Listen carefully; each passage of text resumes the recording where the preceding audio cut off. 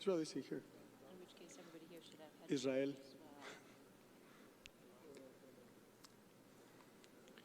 For those of you who have not translation devices, for protocol I actually need to do this in Spanish. Para aquellos que no tengan. For all of you who need interpretation services, please.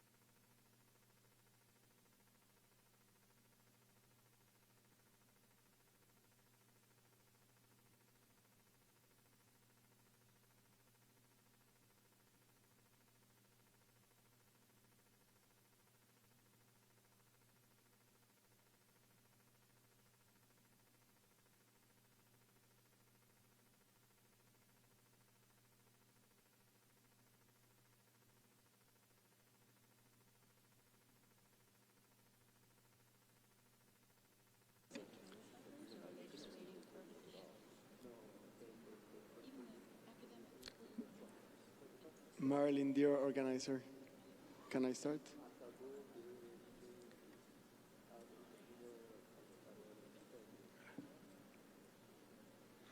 Muy buenos días, tengan todos. Good morning, everyone. Be welcome to our first main session of the Internet Governance Forum.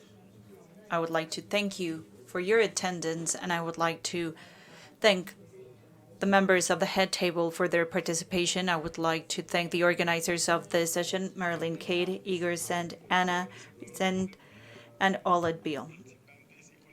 I would like to thank all participants from MAG, from the United Nations Organization, and I would like to introduce the co-moderators, Ambassador Benedicto Fonseca from Brazil, Karen McCabe, Senior Director of Technology Policy and International Affairs of the Institute of Electrical and Electronics Engineers, Karen. Our special guest, Lenny Montiel, Assistant Secretary General for Economic Development from the United Nations Department of Economic and Social Affairs. Lynn Sanamore, my dear friend and colleague from MAG, the chair of the Multi-Stakeholder Party Advisory Group, Ambassador Daniel Sepúlveda.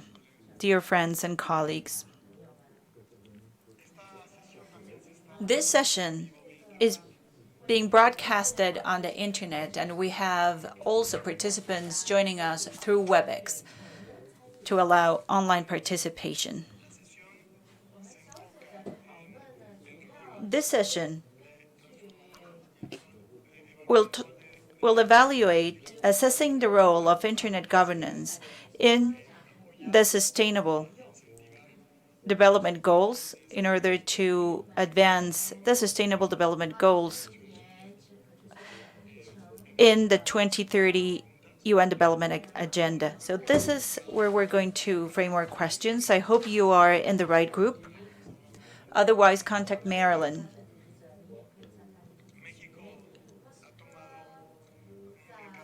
Mexico has played a more relevant role. Of course, this is a topic that we are addressing in our country. The debate is growing. The different groups that are part of the ecosystem are reaching out to each other. The debate has been candid. And this is a kind of debate that we didn't have 2 or 3 years ago. This conversation has seen progress with different organize civil society groups with the academia and with the corporate sector related to internet governance. We already had a regional governance forum. Of course, we support the ELAC progress in the framework of ECLAC, and of course, from 3 years now, we express our interest to host the Internet Governance Forum, and we support the renewal of the mandate in December 2015. Our interest is clear to strengthen our activities locally, but also we're interested in working into the long run. That is to support a multi-stakeholder environment. With that, I would like to welcome all of you, and I would like to give the floor to Ambassador Benito Fonseca. Thank you very much.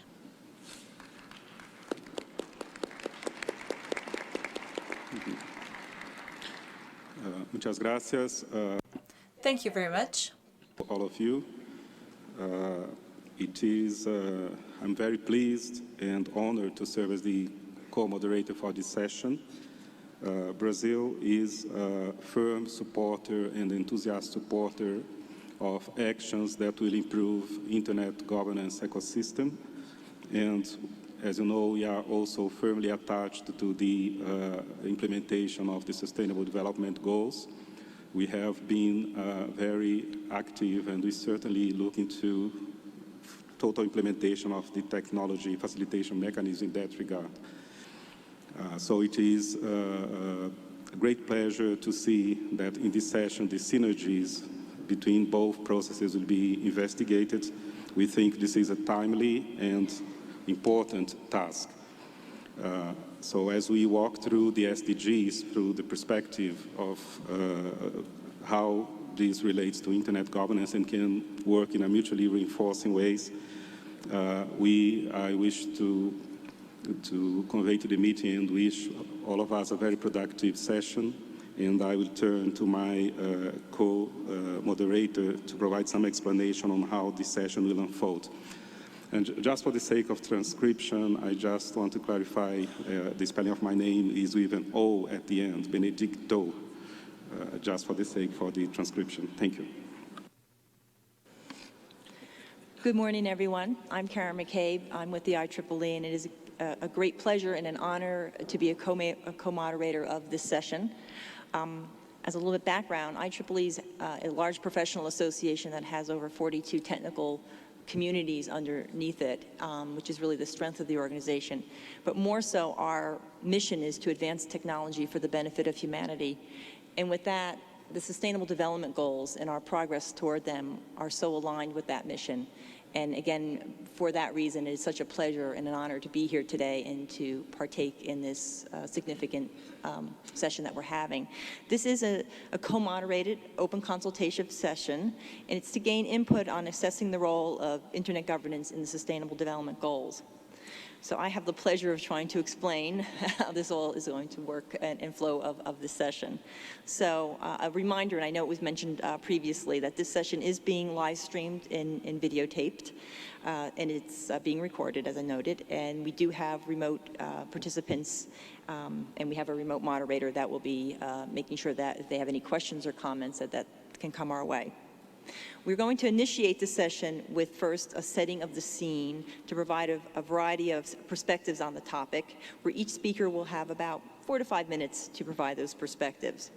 Then we're going to move into the open consultation, or the interactive segment, where we will have, if you will, 3 sub-segments under that to address the Sustainable Development Goals specifically.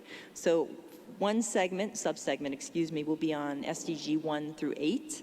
The second one will be on SDG 9 through 15, and the last one on, 9 through 16, and the last segment on Sustainable Development Goal 17, I'm having number problems today.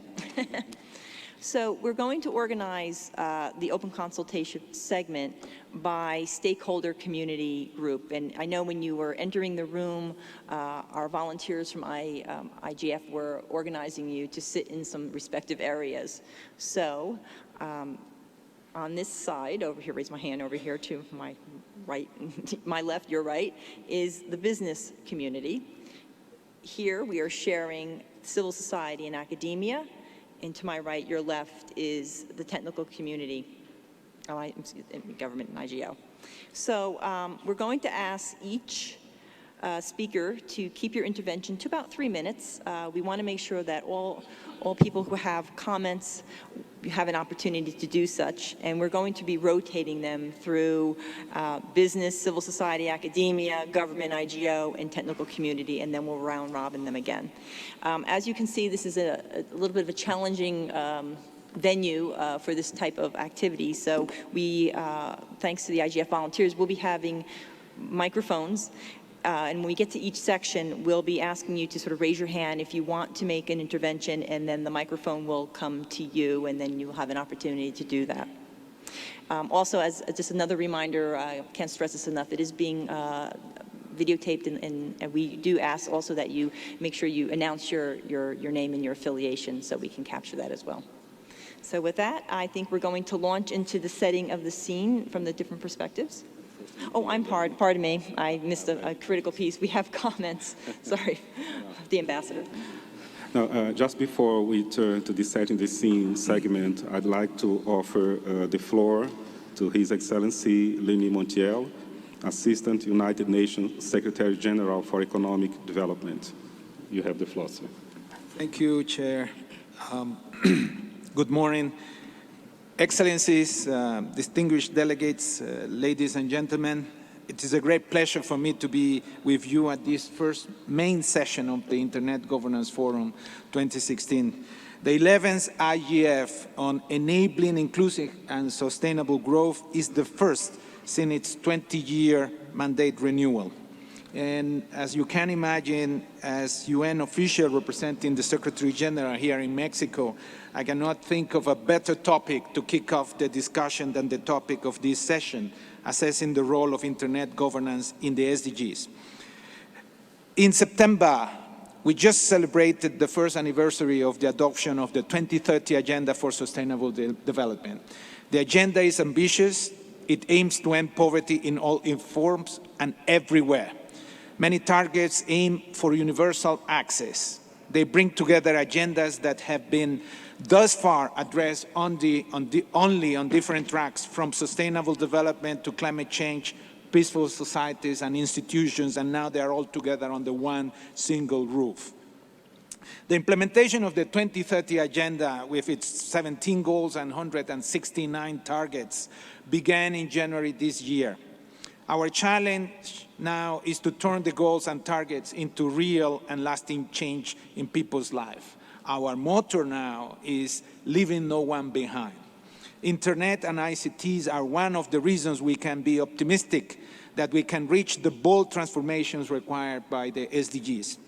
Target 9.C of the SDGs calls for significantly increasing access to ICT and providing universal and affordable access to the Internet in least developed countries by 2020.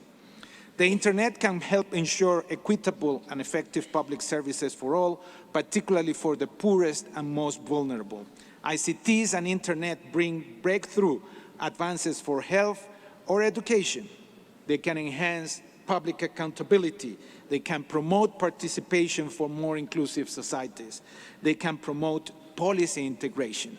While we have made remarkable progress in the past 10 years in spreading the benefits of ICTs, disparities remain both among countries and among people.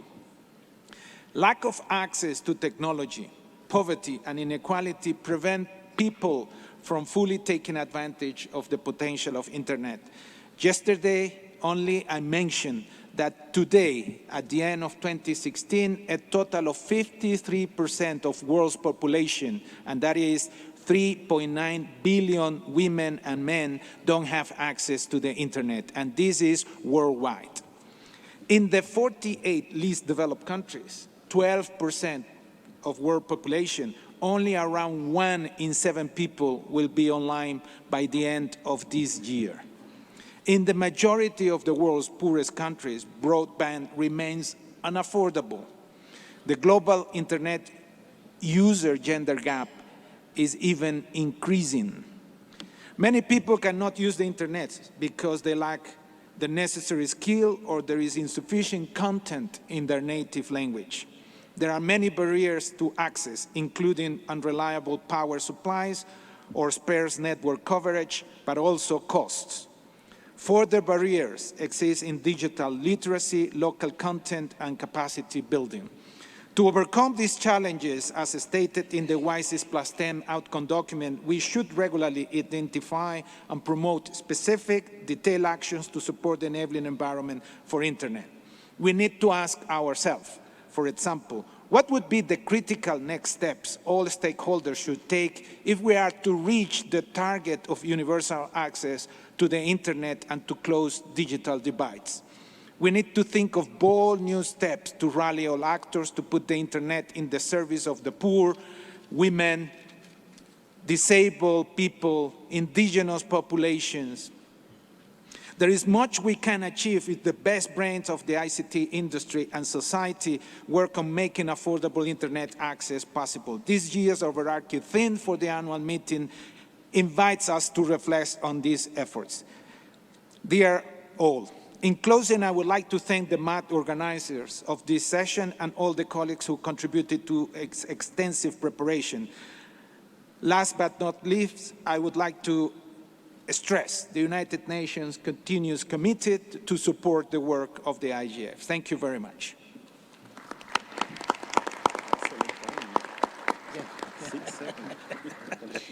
Thank you. And with that, now we will move into our setting the scene to provide, to hear different perspectives from our esteemed speakers. And with that, I would like to introduce Ms. Megan Smith, Principal Advisor in DG Communications Network, Content and Technology of the European Commission. Megan, please. Thank you, Karen. It's always a pleasure to be in Mexico, but particularly because this is the first IGF of the new mandate, so I'm very pleased to be here. I will try to speak very briefly just about some of the initiatives that we're taking in Europe and how those have implications for the rest of the world and how Internet governance can be brought into that context. So in Europe, we have a huge activity going on to try to improve and establish a digital single market. This digital single market addresses many of the goals and of the Sustainable Development Goals. And we are trying to use information and communication technologies and the Internet-based innovation and research to make sure that those goals are addressed in an efficient, sustainable, and ecologically friendly way. And of course, to make sure that ethical and social considerations are taken into consideration. So why does the digital single market make any sense to any of you? Why should any of you be interested? Because it is to make Europe a better trading partner, a better global citizen, and to have better access and exchanges with the whole world. So that's the first point I wanted to make. The second is that Europe, and the European Union in particular, is the primary aid donor in the world. And we have been, over the last few years, trying to integrate digital technologies into our development assistance program. And just in the last few weeks, we have now even clearer commitments from our Council of Ministers and from a communication by the European Commission on how to achieve integration of digital technologies in our development assistance program. So when Europe provides development assistance, it works very closely with the recipient countries. A program is developed, and those programs, of course, are bottom-up, driven by the recipients, but we want to make sure that the digital technology elements of achieving the Sustainable Development Goals are integrated into those activities as well. And of course, the Sustainable Development Goals are not just about developing countries. They are the whole world's obligation, and we all are committed to achieving them. And we have to make sure that all our partners and all stakeholders work together to do this. So the model of Internet governance is a very good one that we can use to extend and expand to the application of the Sustainable Development Goals. The other aspect I wanted to mention, of course, is that in this context and in ensuring that we have that we achieve these goals, we have to make sure that an enabling environment is available, not just in developing countries, but throughout the world. And here we can also work very actively together. Since the internet underpins all these digital technologies, we have to make sure that it remains robust, secure, stable, and that we all work together to ensure that the benefits that we have all seen and achieved over the last 20 years of the existence of the internet continue into the future. So one aspect I would like to suggest as an idea is perhaps the UN, along with all of us in this room and beyond, could help to map even better the way in which internet governance, multi-stakeholder approaches could be used to help us all to attain the Sustainable Development Goals. This is something where we could all work together to identify where we need to do a bit more, where there are lacuna, where there are overlaps potentially, which will make our work even more efficient and useful. So I'll stop there in the interest of time. Thank you very much.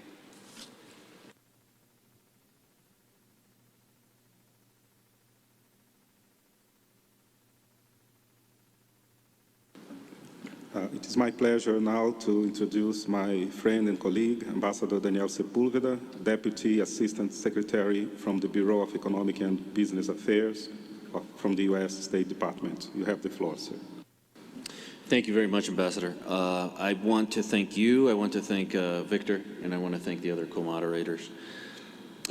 As you all know, the United States believes that the internet and its multi-stakeholder model of governance are natural partners for the fulfillment of the Sustainable Development Goals. And we believe that because the fulfillment of those goals will have to lean heavily on public-private partnerships. It will need to welcome the commitments and expertise of non-governmental stakeholders, and it will need to encourage the participation of all people, including those who are most impacted by the decisions we take as a whole. Really, this is the only way to ensure that the Sustainable Development Goals are reachable. No single sector will be able to achieve them alone. And just as the 2030 Agenda is moving from commitments to action, so should our community, the internet community, ensure that we remain committed to action, not just international agreements and discussion. Reaffirmation of the multi-stakeholder model by the UN General Assembly at the WSIS Plus 10 last year and the IANA stewardship transition this year were, to our minds, historic achievements. But we must now ensure that those and the many other internet government processes meet the promise of transparency and accountability, where more stakeholders from the developing world have a seat at the table, where we focus more on advancing a global internet and closing the digital divides that remain within countries and between countries, including the gender divide, and where we as a community remain unwavering in our commitment to the protection of human rights. We appreciate the work within the MAG and by the community this year to ensure that the IGF lives up to this standard, and it is essential that the work continues over the coming decade. The multi-stakeholder model of internet governance has facilitated significant accomplishments over the past decade, and we should appreciate these, by promoting the expansion of access to the internet and the digital tools for the development that they contain. This access and these tools directly support the achievement of the Sustainable Development Goals. According to the Global E-Sustainability Initiative's summary report on system transformation, for the first goal of ending poverty, connectivity improvements through mobile device access increases access to opportunities to break out of poverty and improve economic participation, decreasing the number of people living on less than $1.25 a day by 1/3. As to the second goal, zero hunger, smart agriculture using satellite monitoring networked sensors and internet-enabled automation has the potential to increase crop yields, and biosensors will make healthcare more accessible and affordable, giving an additional 1.6 billion people access to healthcare by 2030. Almost all of the goals have examples like these where you can walk through and point out specifically and using specific statistics on how connectivity and the tools that they provide will help us reach those goals. The digital divide persists, as I said earlier, between and within countries across many categories, including between the wealthy and those lacking resources, along gender lines, and between urban and rural communities. We know that the ICTs are a key enablers to closing the gap to achieve economic growth, gender balance, and social inclusion, and are deeply committed to meeting those goals. The United States is prepared to do its part to join with others to increase access to ICTs and broadband connectivity across the world, because increasing that access will affect the fulfillment of the 17 SDGs. We believe that connecting people to the global network and ensuring that they have the skills and the freedom to use that connectivity productively is our highest mission. We also cannot afford to deny that the challenge is disproportionately real for women and disenfranchised communities. Governments will not solve these challenges alone, nor will we solve them by centralizing direction and control. We live in an age where the key ingredients for innovation and growth are cooperation and collaboration. Together we can fulfill these goals, and this community has a unique role and a unique opportunity to help fulfill those goals. Thank you very much.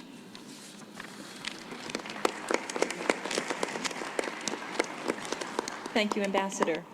And next, I'd like to please introduce Doreen Bogdan-Martin, Chief Strategic Planning and Membership Development, International Telecommunications Union. Doreen, the floor is yours.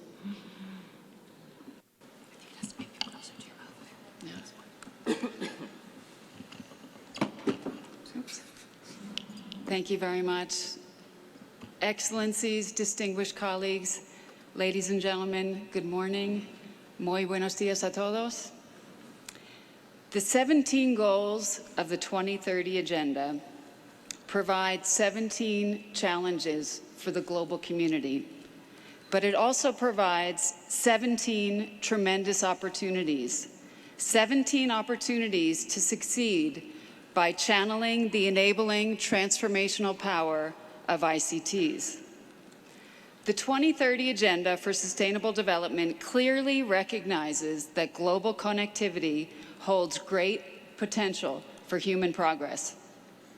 But that catalytic power of ICTs for the achievement of each of these goals will not be fulfilled until we have universal and affordable access to ICTs and the Internet. As the UN Secretary General Special Advisor on SDGs said to the ITU Council, if we fail to address the digital divide, the 2030 Agenda will not succeed. Every one of the 17 goals provides a compelling reason to achieve universal affordable connectivity, and there is a clear tactical roadmap within the SDG agenda that both compels us to do so and which is our guiding way. If we can create effective multi-stakeholder partnerships, as we are called to do so in Goal 17, we will succeed in achieving all of the specific ICT targets which have been agreed to by both the developed and the developing world. We need to especially focus on Goal 9C, universal and affordable access to the Internet for least developed countries by 2020. Not 2030, but by 2020. While this goal may be aspirational, it is not impossible, given the right mix of human will, strategic multi-stakeholder partnerships, and technological innovation. I wanted to tell you this morning 17 real stories on how connectivity is enabling the SDGs, but as I don't have enough time, I will limit myself to just a few. Goal 1, ending poverty. Adama lives in Mali, and thanks to his 2G phone, he is now financially included. He also receives regular SMS messages from the Agricultural Information Service, and he's able to stay up to date on the latest market data and knows the best time to harvest and sell his crops. Goal 2, zero hunger. Laboni is just one of thousands of smarter farmers in Bangladesh. When she calls 16123, a free call from any operator in Bangladesh, Laboni gets access to real-time agricultural information and knowledge, helping her to farm smarter and increase productivity on her small holding. Goal 3, health and well-being. Naki's 2G phone is helping her take care of her unborn child. Mobile phones are ensuring that Naki and thousands of pregnant women all over Ghana get health care for themselves and for their new babies. And that's something that we heard yesterday from Alejandra when she presented the Prospera Digital, which is an initiative here in Mexico helping pregnant women and new mothers. Goal 4, education. Aisha goes to a junior school in Nigeria, and thanks to the school's new e-learning classroom, which is fully equipped with a laptop, internet modem, projector, and projector screen, she and her classmates get access to quality education resources from around the world. And today, as we know, there are 60 million children of primary school age that are not attending school, and we know that there's 26 million teachers that are needed out there. And we believe that ICTs can fill that gap. Goal 5, gender. And this is my last story. Angelica used to be a street sweeper, and now she's a web entrepreneur. Angelica is just one of more than 1 million previously unskilled women who have benefited from the ITU and telecenter.org's digital literacy campaign. Specifically on Goal 5 at the ITU, we're very happy to see that there's hundreds of initiatives out there that are focusing on ensuring equal participation of women and girls in digital technologies. But the gap's still there, and we need to do more, and that's why the ITU, together with UN Women, have launched a multi-stakeholder initiative called Equals, which is a global partnership for bridging the digital gender divide, and we invite you to join us on Friday morning for our open session. As Vince Cerf noted yesterday, we have unfinished business to do, unfinished business to connect the unconnected, and we need to join forces to get the business done. I will close by reiterating a message that David Nabarro conveyed to the 2016 Council session of the ITU. The new development agenda is universal, indivisible, and must leave no one behind. And we must address the digital divide, or we will not succeed. We don't have a plan B for the future. Thank you very much.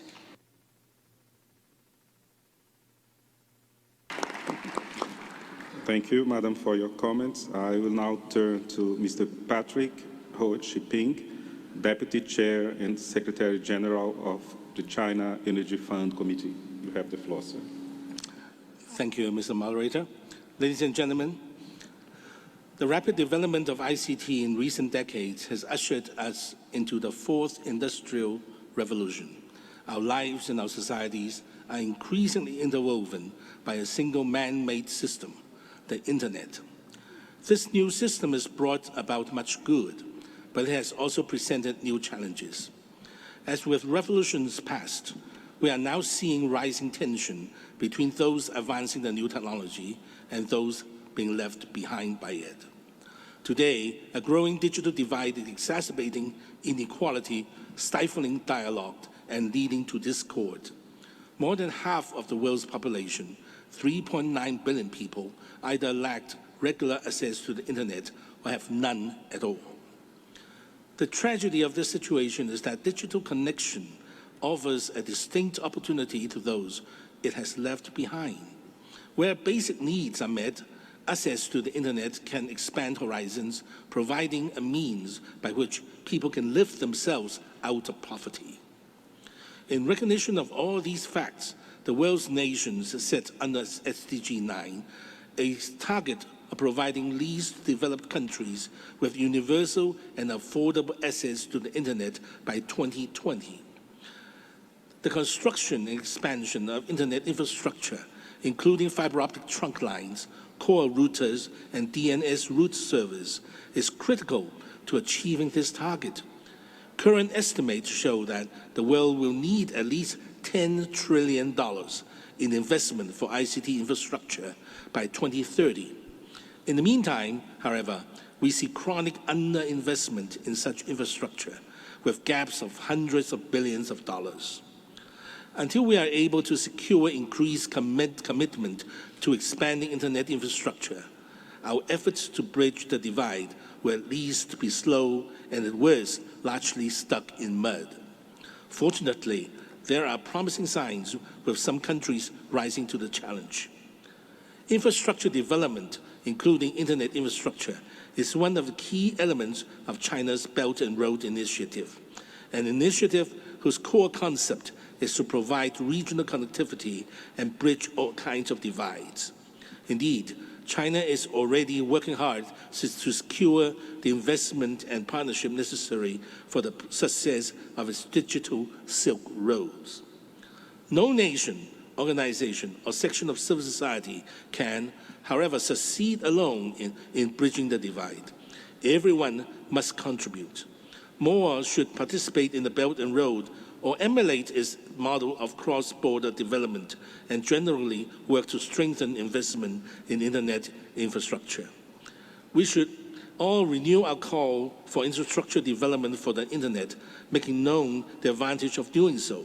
Jobs and economic opportunities, improved access to education and services, and social empowerment, all the things that can be unleashed by having more people online. Lastly, we should always remember that new technologies, however remarkable they might seem, are fundamentally just tools made by people for people. Innovation and technology must put people first. Only in this way can they truly propel us towards more sustainable growth and inclusive development. Thank you very much.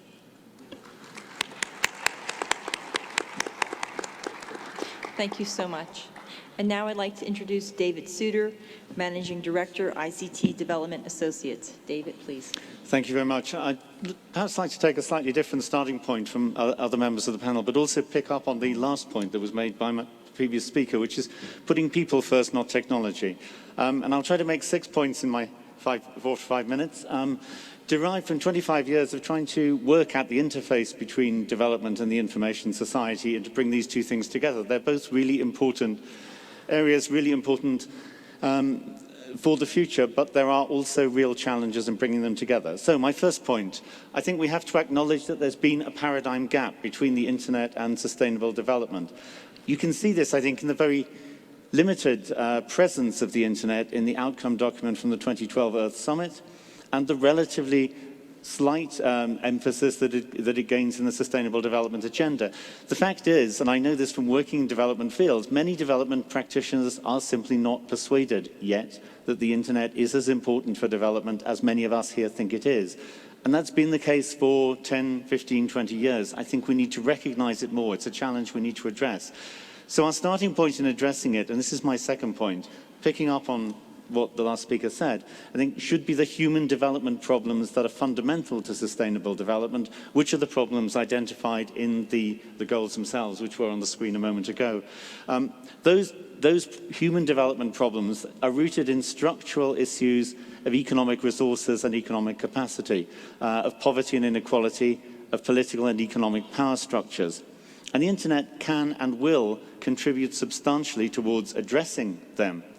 But it can't resolve them on its own. It's only a part of the SDG story.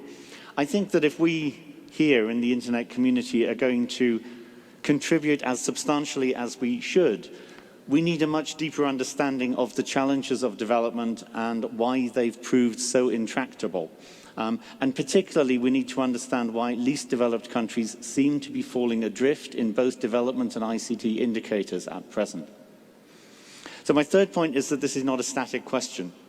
The SDGs are set for the next 15 years, but the context within which they will be implemented will change politically, economically, socially, culturally, environmentally over that period of time. And the technologies we'll be talking about here in 15 years' time will be very, very different from those we're talking about today. So our approach to this, I think, needs to emphasize that the information society is a process of change, and we need to consider the adaptiveness of societies to our technologies. Fourth, and this is my largest point, there are three main areas, I think, where ICTs and the internet are going to be significant for sustainable development. So the first of these which I think is most important, but which tends to be emphasized less. It concerns the underlying changes which are happening in economies, societies, and cultures as a result of the internet, systemic changes in how societies and economies work and how things are done by governments, businesses, and citizens. These are very important today. They're growing in importance. They'll have a profound effect over the next 15 years. The second areas are projects and programs which make use of the internet to support development goals, where experience is mixed. I mean, evidence suggests that those that build on established development practice are most likely to be successful here. And the third is about the monitoring and measurement of development outcomes, where there are high hopes for big data, but also challenges in ensuring that big data analysis doesn't overemphasize the impacts on those who generate most data rather than those who are in most need.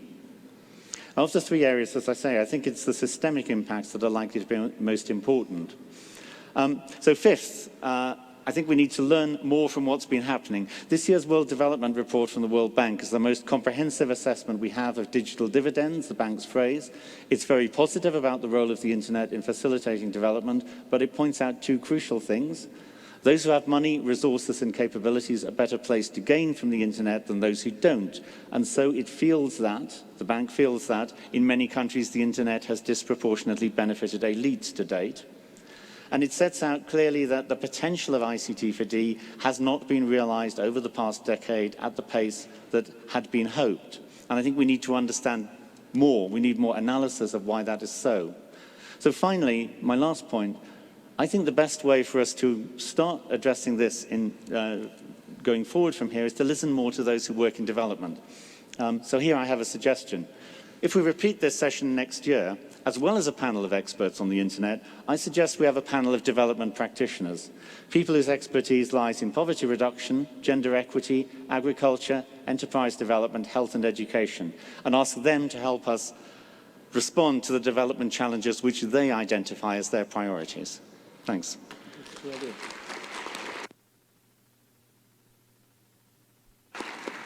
Thank you, David.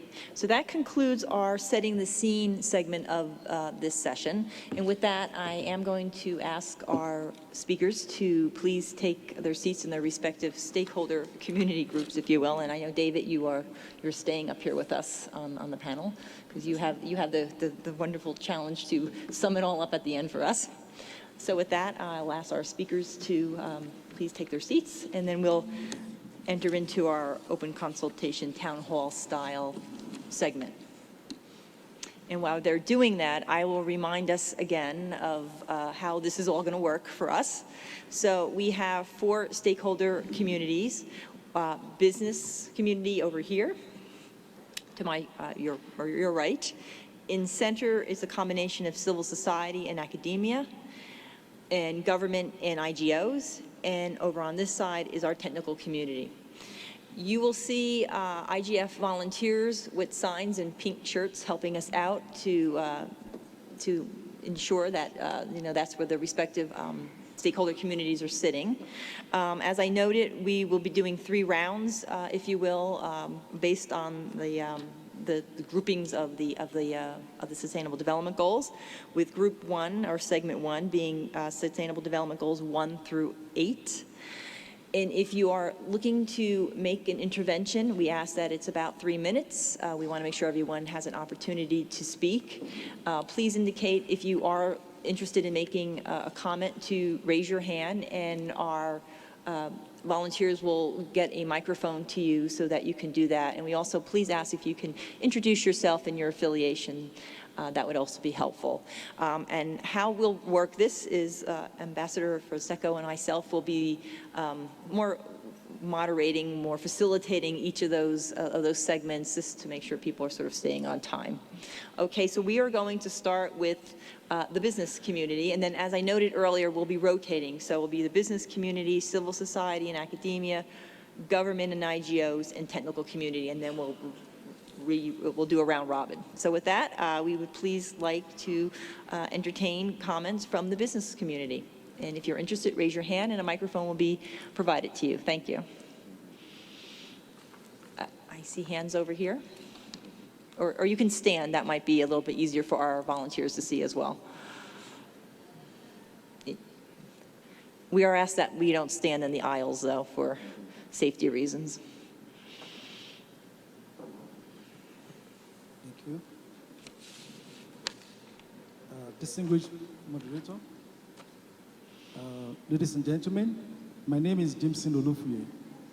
I'm the chair of the concerned private sector group in Africa called AFICTA.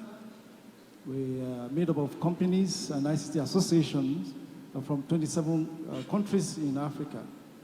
We are actively engaged in the IG discussions.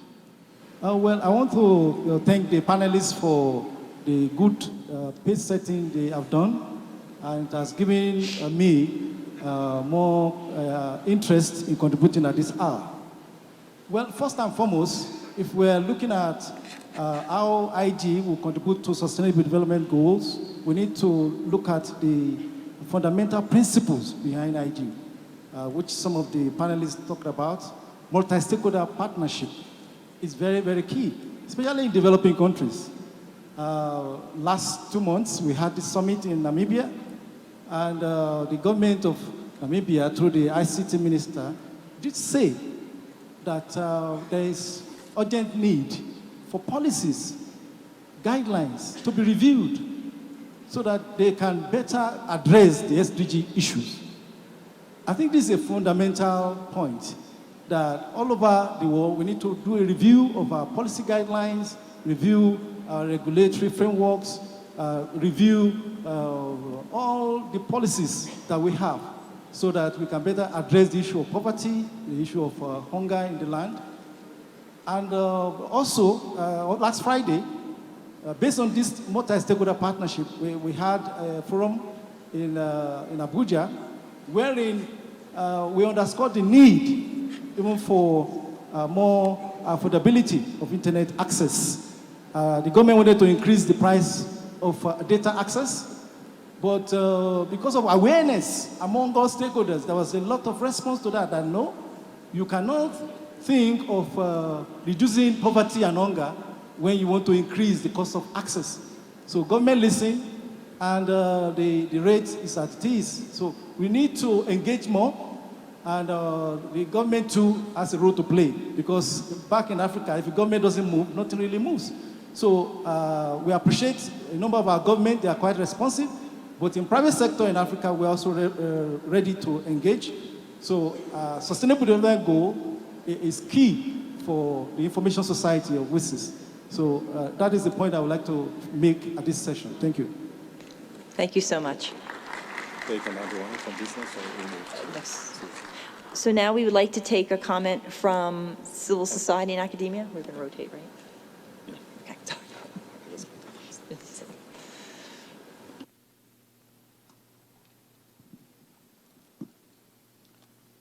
Thank you. My name is Steve Zeltzer. I'm with LaborNet APC in San Francisco. And I think this forum is very important for having a debate and discussion about the effect of the internet and the future of the internet. We are concerned about the situation of the marginalization of labor, and particularly deregulation disrupting the economy. In particular, in the case of Uber and others, workers are being marginalized, and you have the gig economy. And this has affected workers who have regular, stable jobs in the United States and around the world. And we think this has to be addressed because it is causing a very bad effect for workers in the United States and other countries. In even Uber and the traffic situation in San Francisco, although I know a lot of people go to San Francisco, but you have thousands, 20, 30,000 drivers in San Francisco who are part-time workers, basically, trying to survive on Uber, and it's having a delirious effect. The other aspect that we want to raise is the issue of privatization of the internet and Facebook. We have a petition around how Facebook is using its position to say that they're going to provide free internet, internet.org. They've taken over the domain of org, internet.org, and they're using it to basically market their products around the world. We think this is a serious threat of a privatization of the internet, and we are in favor of a free public internet for working people and poor people all over the world. We don't believe that Facebook is interested in doing that. They have a marketing scheme to do that. Lastly, I do want to issue some solidarity. There was an encampment in Guadalajara of the teachers who are fighting privatization and the use of the internet in the schools where computers are replacing teachers. And their encampment was removed last night in the Guadalajara Liberation Square. And that's of concern to us, particularly in the Christmas season, that the right of the teachers to protect their jobs, protect their seniority and professionalization is heard by people around the world. So I want to thank this Assembly for hearing these concerns. Thank you.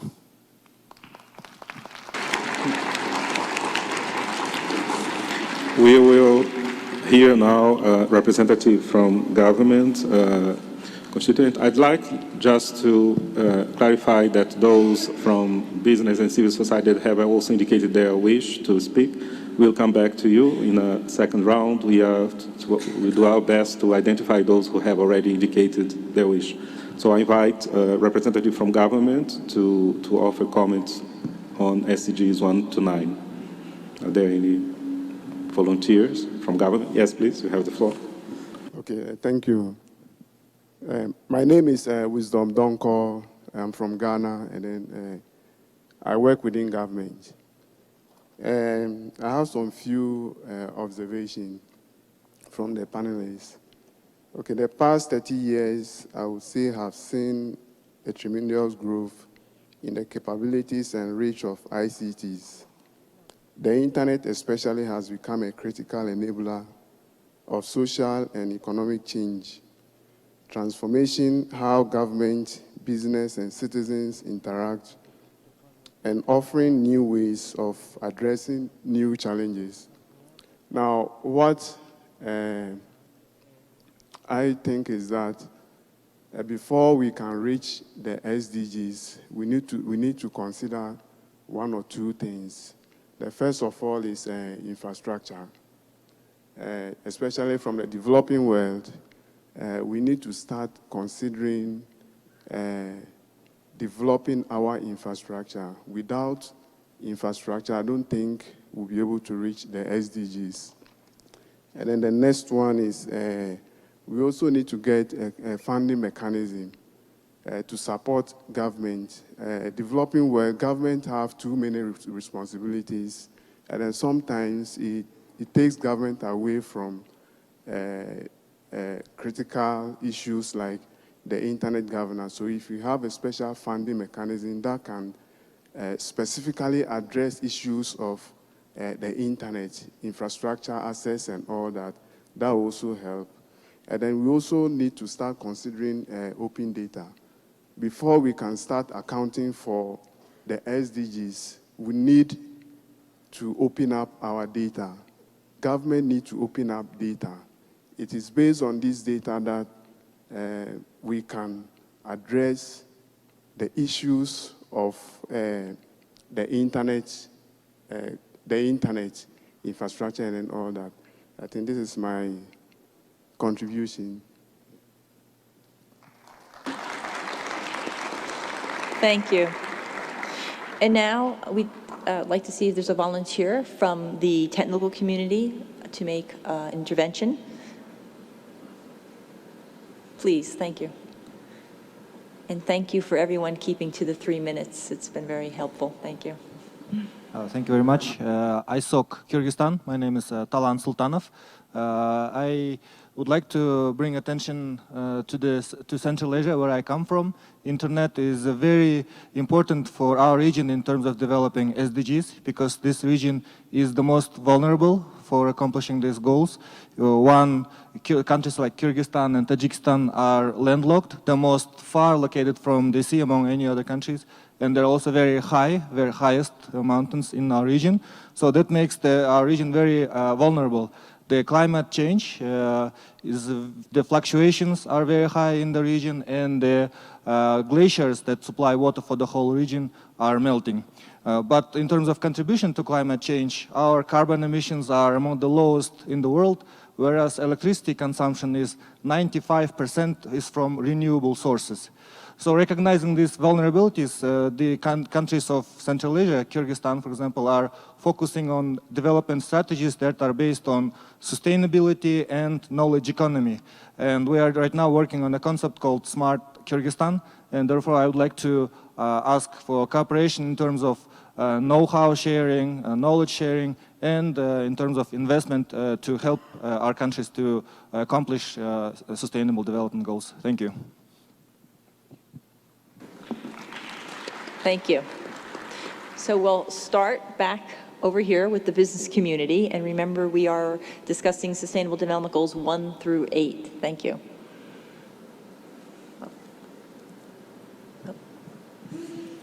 Andy, I'll bring it down to you in a second. Don't worry. It's Garland McCoy with Technology Education Institute. And one of the inputs I'd like to throw out there is having been a part of this for now 10 IGFs, is the necessity in my mind of expanding to other corporate, global corporate entities that understand already the value that ICTs and the internet have to their global supply chain, their back office, and so you don't have to sit down with them and do a long educational piece on the value of the internet, but can help, I think, if we could bring them in, the Hilton hotels, the Caterpillars, the Boeings. For example, right around here we have, you can take a distiller's tour of all the tequila distilleries. I'm sure they're owned by Allied Domecq or others, or have partnerships, these global communities, and obviously have their products displayed all over the world for people who love tequila. The point being, they understand all these multinational companies, the value of the internet, and if we could get them involved as being disciples in helping educate the government officials in why it is important to have broadband access for this hotel that the Hilton Hotel they're going to build on the beach, because it's important for the tourists that are going to come in. They're going to want that. The convention folks are going to want that internet connection that are going to come for fill the convention hall in the hotel. So if we could slowly over the years make that a goal and have them helping us with the Sustainable Development Goals, I think that would be a real plus. So. Thank you for your comments. We'll turn to civil society, and I'd like to recognize the gentleman on the fourth row who had asked for the floor before. You have the floor. Yes, please. You have the floor. Buenos días. Good morning. My name is Eduardo Rojas. I come from Bolivia. I would like to consider a previous context. I've worked with the Bolivian government. I have been part of the technical community of Internet Society, and I currently work with ATC as part of the organized civil society.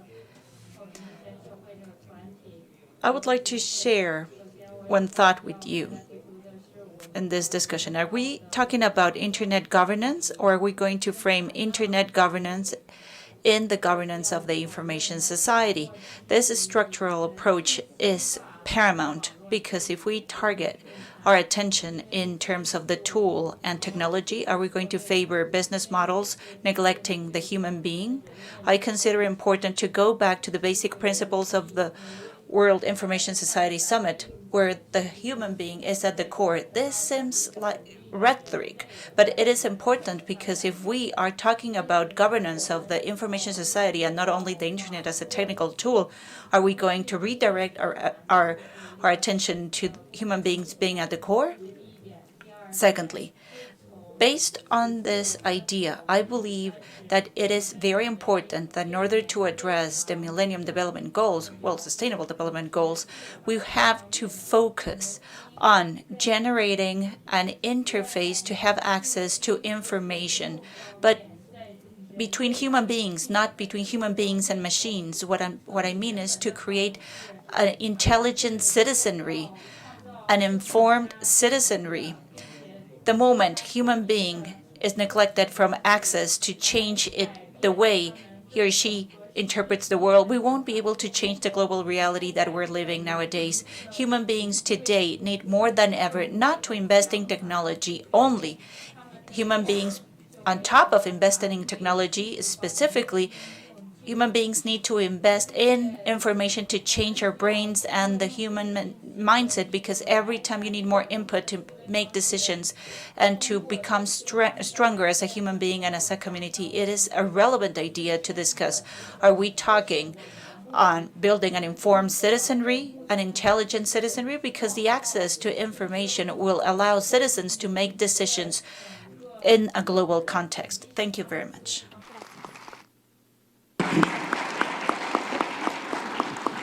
Bueno, gracias por sus Thank you very much for your remarks. Basically, the idea was to hear inputs more than reactions from the head table. But I would like to respond to your questions. I would like to say in response that the framework that we are addressing and what we are aiming at is to find a correlation between SDGs and internet governance. And that falls in the framework, as you have mentioned, from the output of the World Information Society Summit. That is how we're framing it, from the very point of view of how complex it is and from different angles that have been addressed at the summit. That is to say, including ethics, including privacy, including human rights. How can we use governance to have a better internet governance environment, and how can we contribute to the SDGs? So I would like to say that this is our proposal. We cannot prevent specific interventions to redirect our focus, but what we're trying to favor is a broad view based on WISEs. If that can help to address your questions, I'm not sure if I have answered your questions, but it is important to note the focus of this discussion. Thank you very much. Again, to the government stakeholder group, I'd like to invite another comment. I recognize. Please, so you have the floor. My name is Ismail Shah, and I am the chairman of the Pakistan Telecommunication Authority. We are a regulator of the telecom sector. The points that I'd like to raise are that if you look at the SDGs, the main issue that it is trying to address is poverty and inequality. There are opportunities if you look at the ICTs and internet in specific. It provides opportunities for learning, for getting services. But there are certain threats that we need to be aware of, and some of the speakers, in fact, did mention that. And one of the threats is that exclusion of those people who do not have access to these services. In fact, with this, the digital divide may even become broader. So this is something that we need to look into, how to provide access, not just the access, but affordable access, and also the relevant education that they need to have in order to take advantage of the benefits that the internet offers. The second point, and I agree with the last speaker on this, which is basically collaboration. And I agree that we need to have people from the development sector here, because ICTs or internet, it can solve some of the problems that they actually are experts in. So ICTs, if you look at it, it's a tool. It's not the end in itself. So basically, we need people who are working on these problems are related to development, and then with ICTs, we can solve them. Here, I'd like to relate one of the initiatives that we have taken. So we are working with persons with disabilities, and we have involved them. So we asked them, okay, so what are the issues that you're facing? And then we are trying to find solutions using ICTs for them. So if there is an interest, I can give you more information on that. There is also a need about the general information related to the SDGs. Many of the people actually don't even know exactly about the SDGs, so we need to have more awareness about SDGs. And the last thing that I'd like to add for the future IGF is that we need to have focused session on maybe one or more than one, but a few of the SDGs, have some case studies presented in detail, and also we need to have a way of measuring progress. How can we measure progress that we have achieved using ICTs for that particular SDGs? Thank you. Thank you. And now we'll move to hear an intervention from the technical community. Please raise your hand if you want to speak. Thank you. My name is George Sadowski. I'm associated with ICANN, but I'm speaking in my personal capacity here. I want to support as strongly as possible David Souter's suggestion that next year, and maybe earlier than next year, we have people who are development experts addressing us as well as us addressing issues of development. I live in a developed country. Most of us here do, I think. And we know how to do business in a developed country. We know how to learn. We know how to exploit ICT elements to earn money, to learn more things, to live our lives in more productive ways. We understand our own methods of production of these things. In developing countries, those of us who have worked in them are often very surprised that the methods by which things get done, the constraints that exist that we don't know about, the opportunities that exist that we don't know about are there. And the way in which we can get things done, the way in which we can make progress in many aspects of life in developing countries depends upon a knowledge of the process of development. People who are development experts have a lot of experience. They are as concerned about progress in economic and social development as we are. They know this field. They are not averse to the use of ICT, although some of them may be a little bit awkward and not work with it well, but they want to find tools that make their job easier and allow them to make progress. We need to include them in our thinking, and we need to understand what they know that we don't so that we can make joint progress together. So I strongly support the suggestion in any way that can be implemented in any forum that has to do with ICT for development. Thank you. Thank you. Before we move back to the business community, I did want to check in with our remote moderator if there's any questions coming in on that front. I don't think we have any. Remote moderator, are there any comments? Nope. Okay. Just want to do the check. So with that, representative, please, from the business community.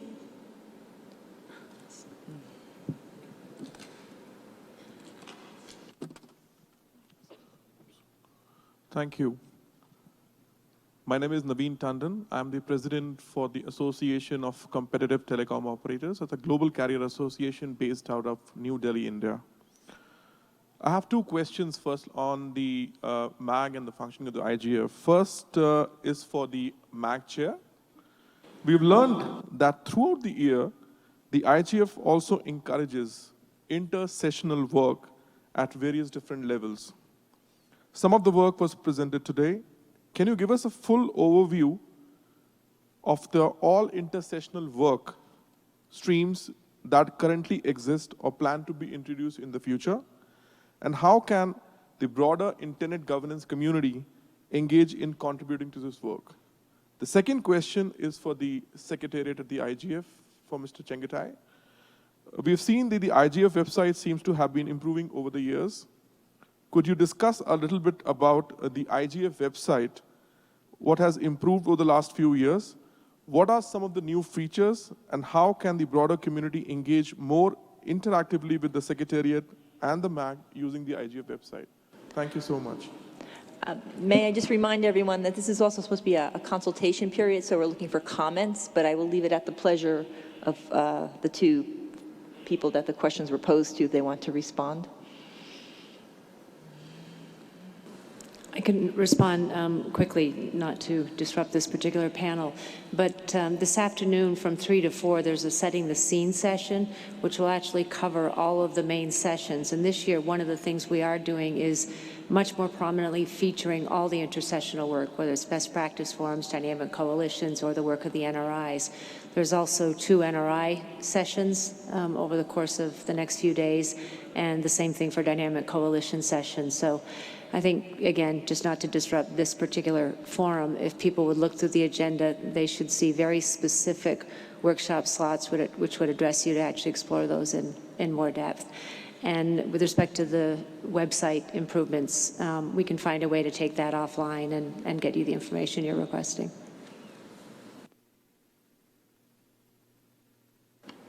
Thank you.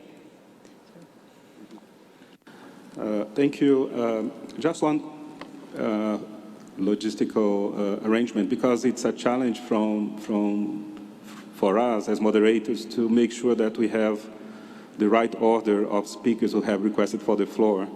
So I'd like to request some help from Marilyn, Kate, and Igor. Maybe if you could help us to organize the list of speakers so we make sure that we don't lose people who have asked for the floor and then in a second round may be overruled by someone else who is closer to the microphone. So with that comment, I'd like to turn to civil society. I recognize gentlemen who had asked before for the floor. Can someone, yes, the gentleman who has stand up, you have the floor, sir. Thank you very much. My name is Arturo Serrano. I'm a researcher in the intersection of innovation, development, and ICTs. And I think we have a great opportunity to use ICT for development. We know that. But I'd like to pose this question of development in the perspective of who? Whose perspective? The vendors? The government? But I think that we're missing the perspective of the people that are going to be developed, because they know exactly what to get. And I agree with the gentleman with Bolivia. I think we need a framework that helps us to connect more deeply these aspects of development with the needs of other populations, because I think it is fundamental. So this perspective of development has to be really thought of. Thank you very much. Thank you for your comment that is certainly taken on board. I will turn now to the government. Yes, you have the floor, sir. Again, my name is Wisdom from Ghana. Assessing IG in SDGs. Now, what do I want to see in the next IGF meeting? We have to begin to start showing an impact.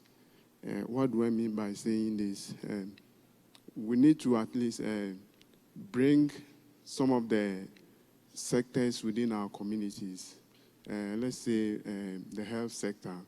We need to start bringing them to IGF for them to show us what actually they are using the internet to do, and then what are some of the challenges they are facing.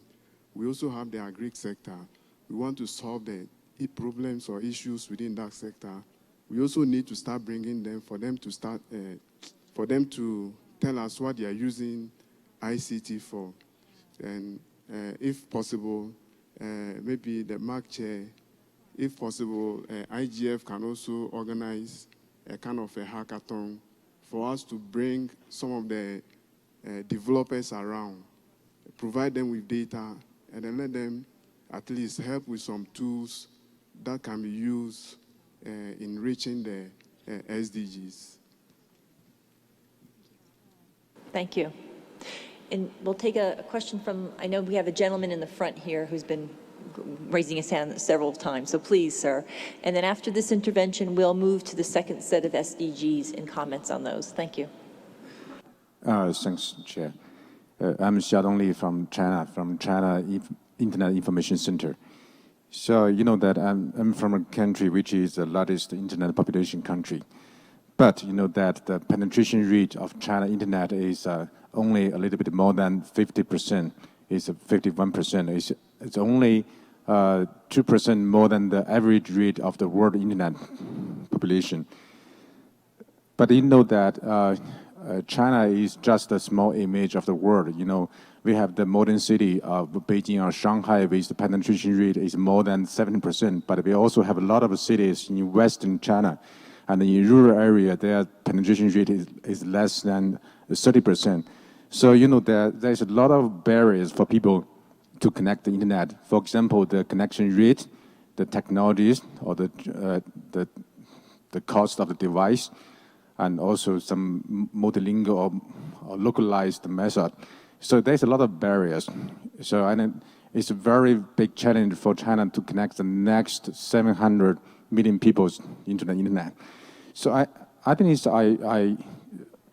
I know Chinese government want to have a big target, want to achieve 1 billion internet users in next 10 years. So I think it's a big challenge. So I encourage the forum and also encourage the world to work together with China to find the right path to achieve that. So, if we can solve this problem, if we can find the right way to connect more people in China, we can find the right path for the world to connect the next billions. I think if we can work together, that means in the future the achievement will benefit the world again. Thank you. Thank you, sir. We do have a comment, intervention from the remote moderator, so please.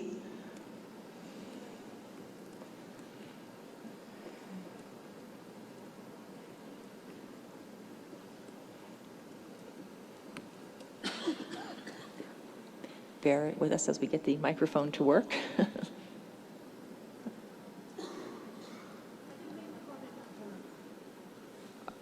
Okay, thank you.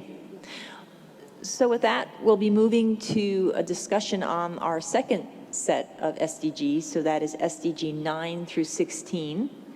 And with that, we will start with the business community. Marilyn? Thank you, Ambassador Fonseca. My name is Marilyn Cade. Igor and I were invited by Ambassador Fonseca to organize this section. Let me explain what we're going to do to speed it up. We're asking in each section, please, if you want to speak in this segment, you're going to raise your hand and hand a business card to your mic person, okay? All at one time. So if there are 10 of you or 12 of you or 4 of you, we're going to know in this section how many want to speak. There'll be someone collecting this. You're going to raise your hand in the technical community, and your person will collect your business cards. We'll do that in government. We'll do that in the technical community. That way, then we'll start with the first speaker, but you will know, moderators, how many speakers you have, and we'll do the count and come back to you after you've done your next round, and that will allow us to perhaps help to speed and even to know if we need to go to 2-minute segments. So, if I might, with your permission, segment by segment, don't look at me, look at her. If you want to speak, raise your hand and hand her a business card. In the civil society, you need to do the same thing. In the technical And might I also add, Marilyn, if you already have spoken to, please, sit around out so someone who has not spoken has the opportunity. Sure. Thank you. Thank you. And Igor will collect the government and IGO, and Sagun will collect the technical community. And now, if we might, take just a minute to do that, and then we'll give you the mic to the first business speaker. Sorry?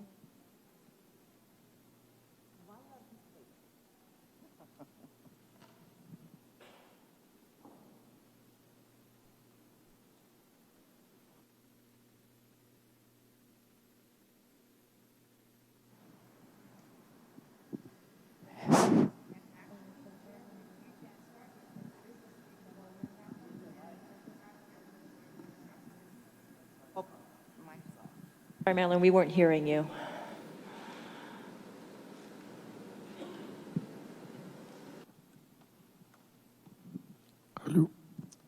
We can start with the business speaker, and then we'll be ready with the civil society, and I'm going to start with David Voist, and then we will go to the civil society, and then we can do 2 more business speakers. Hi, my name is David Vorst. I'm the Executive Director of ISOC DC, the Washington, D.C. chapter of the Internet Society, as well as the co-chair of the IGF USA. And in my comment, I'd like to address how our national initiatives addresses and highlights the SDGs. The SDGs and connecting the next billion are key values that inform our conference. In 2015 and 2016, we had plenary sessions on connecting the next billion, and in 2015, we had an open consultation on the WSIS Plus 10. Our program is determined through multi-stakeholder input in the sense that we have open meetings, we collect suggestions and recommendations from our entire community by email and in meetings, and then we conduct a survey to figure out which programs to turn into sessions or which suggestions to turn into sessions. And the fact that these rank so highly every year and become main sessions show how important these things are to our initiative and our community. Thank you.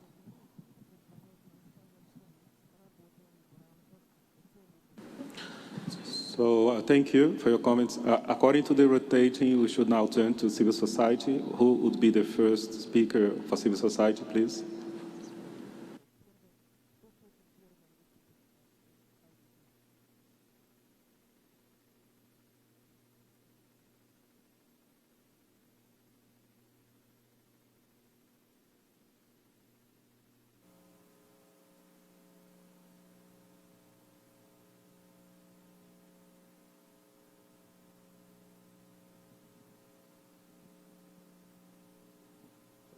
Hello.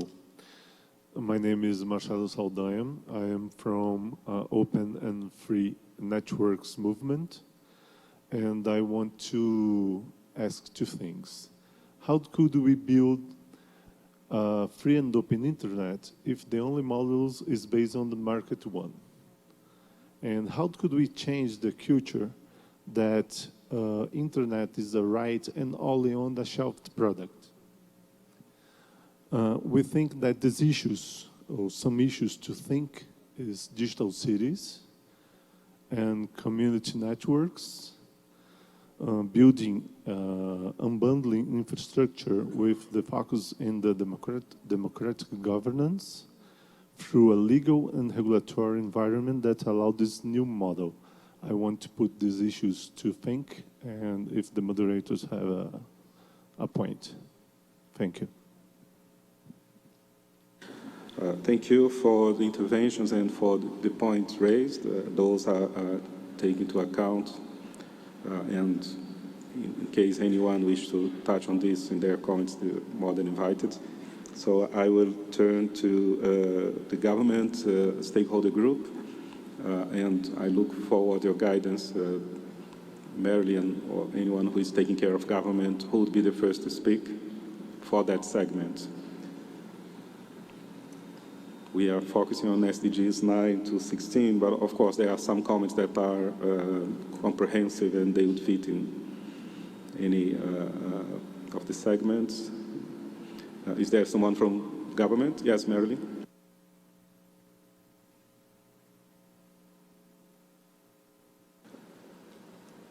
I believe Marilyn said that we were moving to the technical community.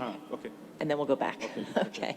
So please, someone from the technical community would like to make an intervention, SDG 9 through 16. Hello? Oh. Okay, my name is Mary Uduma. I've been raising my hand at the first segment of this discussion because that segment so much speaks to my environment, that is the developing country and Africa. And if we are looking at no poverty, zero hunger, healthcare, and all the rest of them, I think what we should be discussing here are some of the things that the technology, the solutions technology can bring to get this, to allow governments and all stakeholders to achieve this sustainable development goal. For me, I think indigenous technology services, especially the broadband services will so much help in achieving so much of the sustainable development goals. So we should address broadband, even at the local level. We should also look at local content, making sure that what we are developing is relevant to the environment where we are developing it for. So local content, and in terms of local content, we should also ask, see what we can do to engage those that think that the E of everything will take away their jobs. Is a big issue. We had in Nigeria, we held our E-Nigeria, and those from the health sector said that their workers are not ready to accept new technologies because they feel that it's going to replace them and they will go out of jobs. So those are issues that our technology should address, reassuring the workforce or the sector that is involved that even if there's new technologies, even if there are innovations, that it will even expand their reach of getting more customers to their sector. I have a lot to say, but let me stop here because of the time. Thank you. Thank you. I'm just going to check with Marilyn if we're going back. Actually, we're going to the remote moderator and then to the government. Thank you. Where's the government? Thank you very much. A comment made earlier by Deirdre Williams from St. Lucia. She was very happy about the person who made a comment concerning involving persons with disability, and she would like to get the contacts for the person. Another comment from Deirdre Williams: I am concerned about our apparent reluctance to use technology. We talk about it so much simply as a tool to make things happen for whatever reason. There are only 3 remote participants in this session, at least at the moment. If we who are already convinced don't use the tool, how can we expect the next billion to use it? That's a comment from Deirdre Williams, Civil Society, St. Lucia, West Indies. Thank you. Thank you for this comment. I think this is actually something we have to think about. And I turn then to government. Marilyn, can we be guided on who should be the next speaker, please? Question from WebEx. We're going to get the question read out from WebEx, so we will hear from one government, then we'll go to WebEx, and then we'll start our cycle again. Thank you. Thank you. And my name is Wang Jianchao. I'm from Chinese Cyberspace Administration, DG level. I'm glad to have some comment on the 9th SDGs regarding the innovation.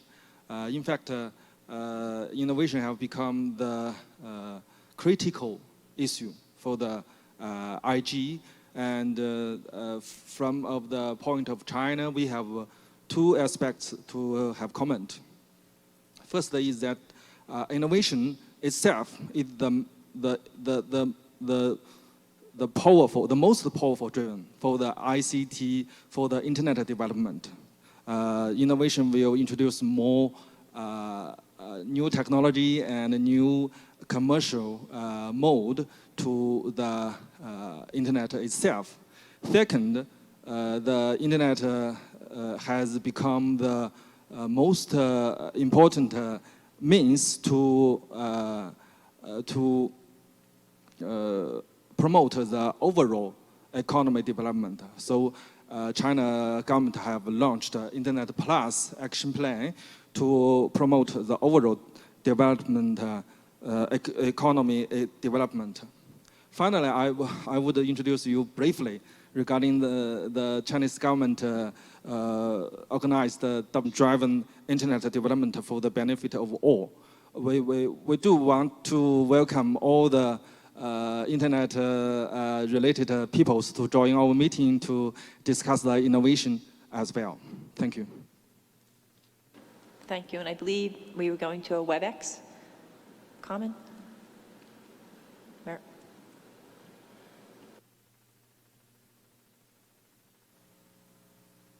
I don't think we do at this point. So we'll start our cycle, and thank you for your patience as we sorted that out. Now we will move to the business community, and again, guidance on who our next speaker will be. Thank you. Is it working? Oh, yes. Hi. My name is Andrew Mack. I run a consulting firm called AM Global based in Washington, D.C.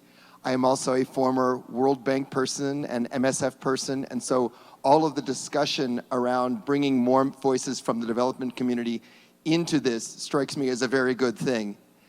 I wanted to touch on something that was alluded to by our colleague in Bolivia and our colleague in Nigeria and others, which is at the root of a lot of what we're seeing is this issue of employment. Fundamentally, what we're looking at, all of these development goals are very much dependent on us having enough resource for our families, for our communities, and that really translates in my mind into jobs. in Africa in the next 10 years, there will be 124 million new people coming into the workforce, aging into the workforce, 25 million of them just in Nigeria.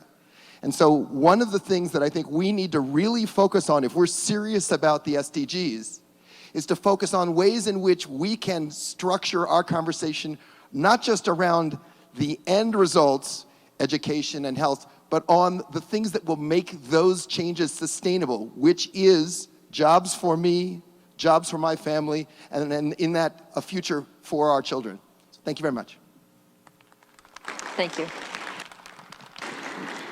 Thank you. We'll move to the civil society and academic. Yes, please. Thank you. My name is Helen Ladrón de Guevara. I'm a past president of the Public Library section of the Mexican Library Association, and I am an active member of IFLA and the Committee of Freedom of Access to Information and Freedom of Expression. I just want to remind all of us of the humanitarian role of public libraries. We have a golden opportunity to empower civil society as the strongest allies to move faster towards the sustainable development goals. The second thought that I have and I would like to share is this. This situation exists in many parts of the world, like corruption, the lack of transparency, the lack of a good government that in all of these situations hinders the development of goals to improve the lives of the common citizens and benefits only personal interest. So please, I think all of us have to be aware of corruption exists in many parts of the world. There's a lack of transparency and there's not a good governance or open governance in many places of the world. Thank you. Thank you for your comments. We'll turn to government.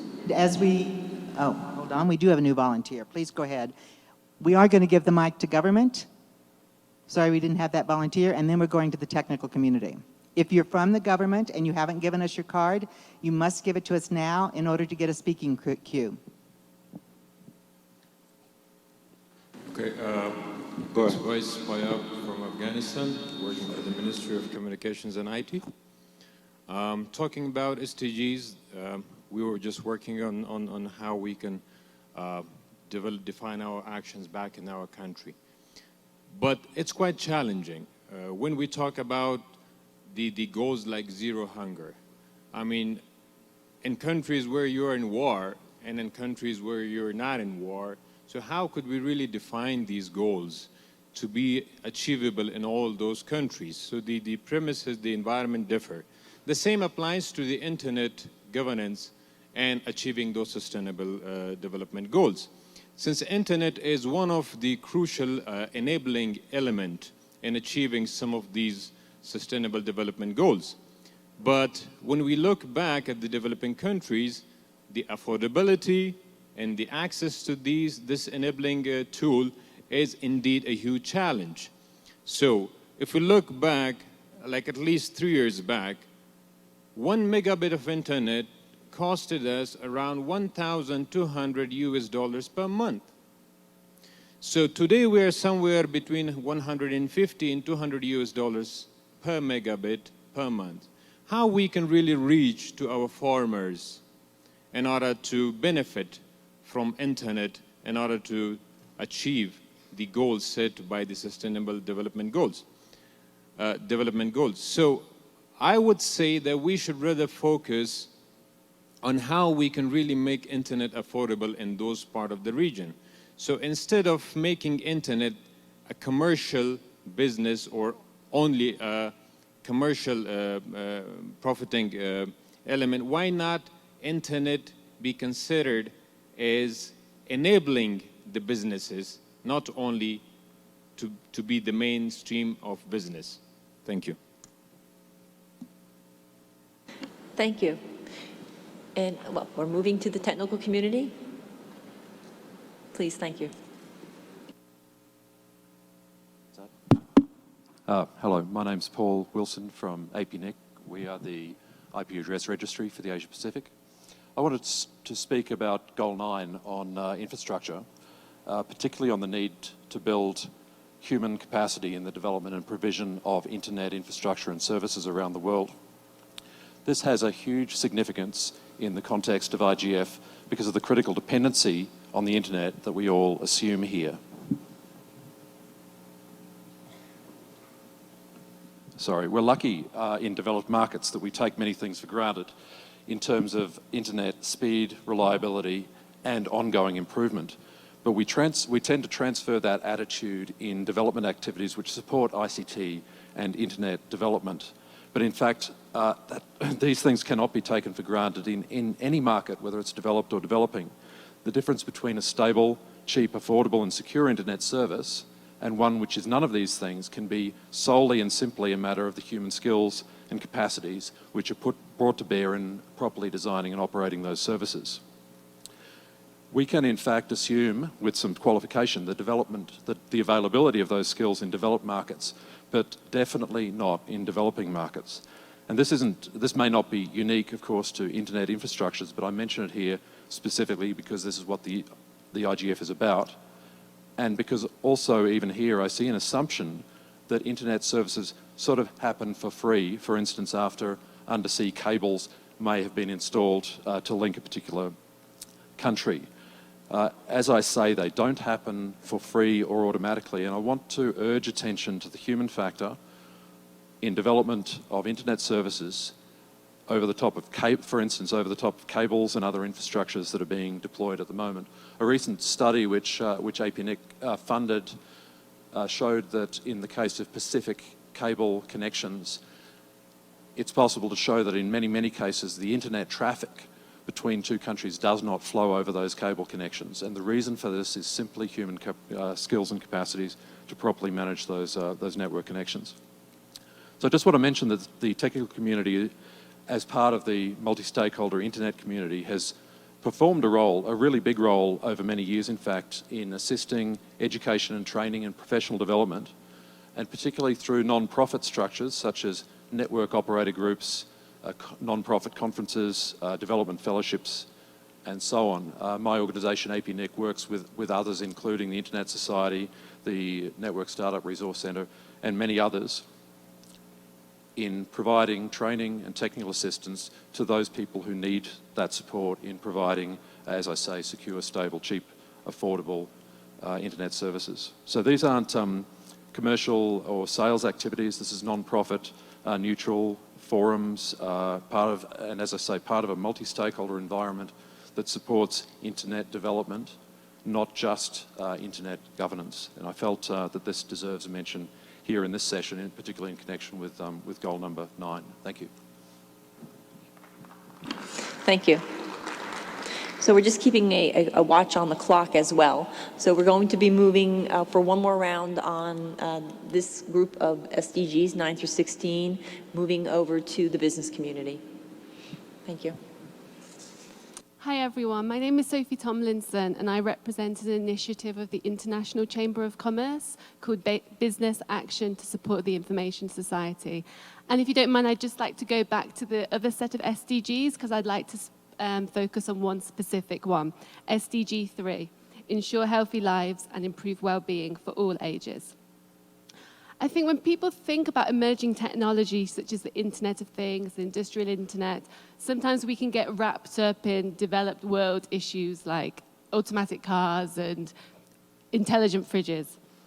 But it's important, particularly at IGF, to consider how sensors and the internet can be leveraged to provide technological solutions for societal benefit in all countries at all levels of development, and provide concrete examples for discussions like this.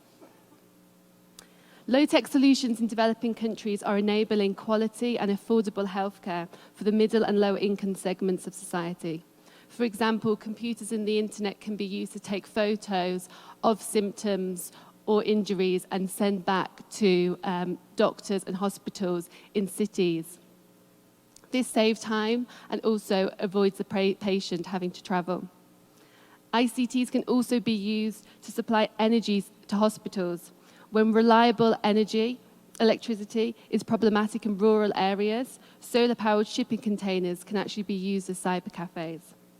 So I think when we consider these concrete examples, it highlights why we should encourage commercially available solutions to accelerate different types of innovation and adoption of ICTs, and have flexible and particularly long-term outlooks when it comes to approaching strategies to harness emerging technology. And echoing some of the points that have already been raised in this session, that a multi-stakeholder but also a cross-sectoral approach in the different stakeholder groups is really important, so that policy making and regulations don't create unintended consequences, but really make sure the societal benefits of technology is beneficial and inclusive for all. Thank you. Thank you for your comments. We'll hear representatives from civil society or academic. Civil society speak. We have 4 remaining civil society speakers. We're going to do 2 back-to-back, then go if there's anyone from government who still is volunteering, and then we'll come back and do the last 2 civil society, and then we're wrapped for this segment, and we'll do the same approach of collecting speakers and prioritizing for the next section. So 2 civil society back-to-back, then we'll invite government. If anyone raises their hand, come back to the last 2 civil society.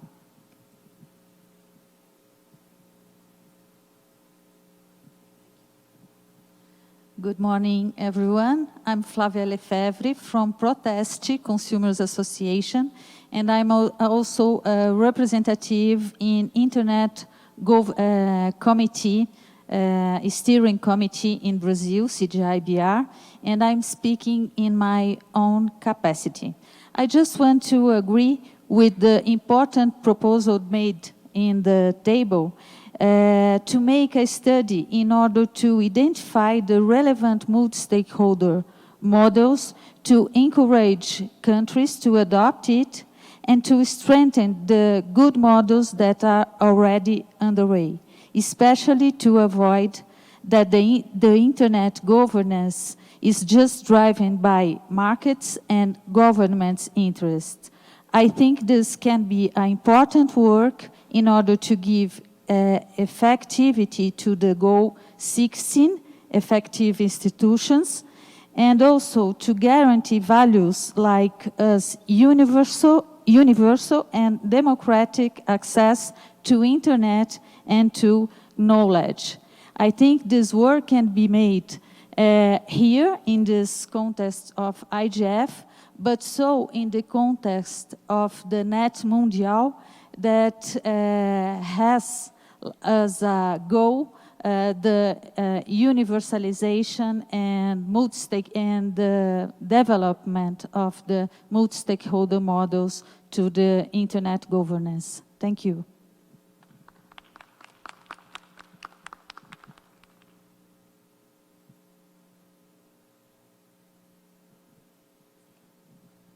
谢谢主持人，我是来自中国网络空间安全协会的秘书长，也是世界互联网大会组委会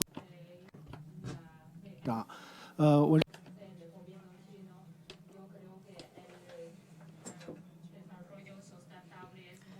Very important.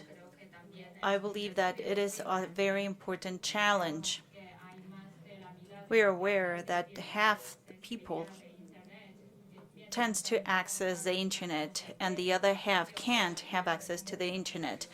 We have to find out a way to help the other half. It is very important to identify how are we going to connect both of our hands, our right hand with our left hand.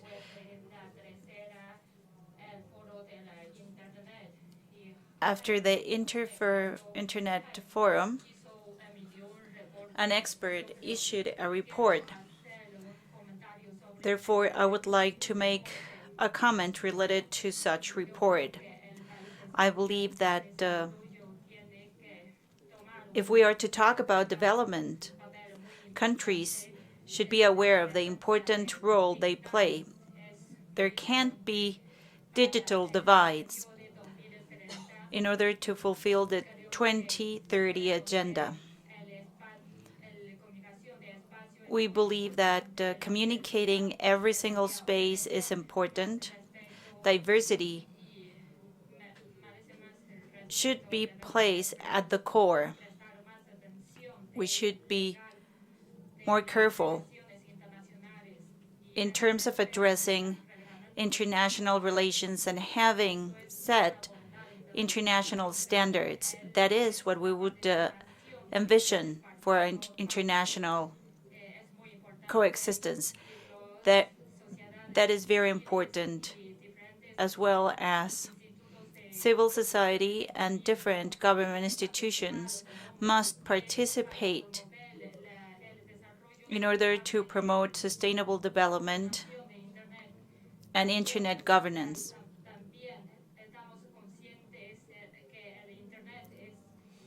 We are fully aware that the internet is extremely important for all of us. More and more countries are playing a crucial role. We are here to promote digital-based communication and the peaceful development will result in sustainable development for the world. We hope that all of you can contribute to Internet's development. Thank you very much. Thank you for your comments. I understand now we turn to government in case there is a volunteer from government. Anyone? Yes. Peter, you have the floor.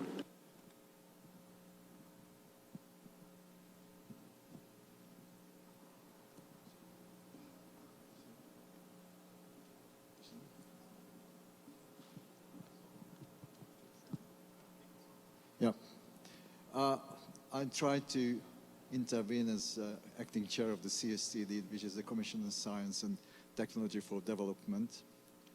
And I really want to congratulate the panel and all the participants who took the floor to remind us the visit's original goal. It was a people-centered, people-oriented information society. And it has been announced by Patrick, who has already left.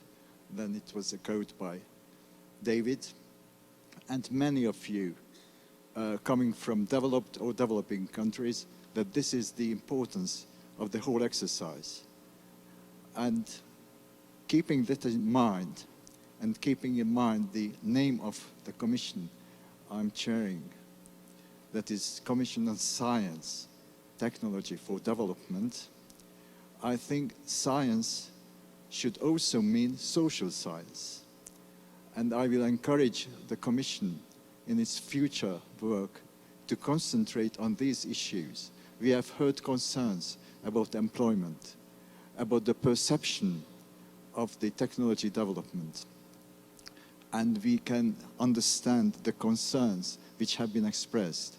So I will really concentrate on this part of the science to make clear to all of us how to proceed in internet governance and how to make use of the results we have achieved in the multi-stakeholder model in the internet governance. Since I have the floor, I would like to point out that right now in the Commission we have a multi-stakeholder working group which is being chaired by our moderator, Ambassador Fonseca. And I'm really proud of that achievement, which is the second one, in fact, after the improvements to the IGF itself. And I'm very pleased to see that the recommendations which have been given by this working group are being implemented, are regularly being implemented, and this session is also a good example of that. So to conclude, I will go back to Geneva and I will encourage the Commission in its coming intersessional meeting in January to concentrate on issues which have been brought up here and to proceed in this sense. Thank you.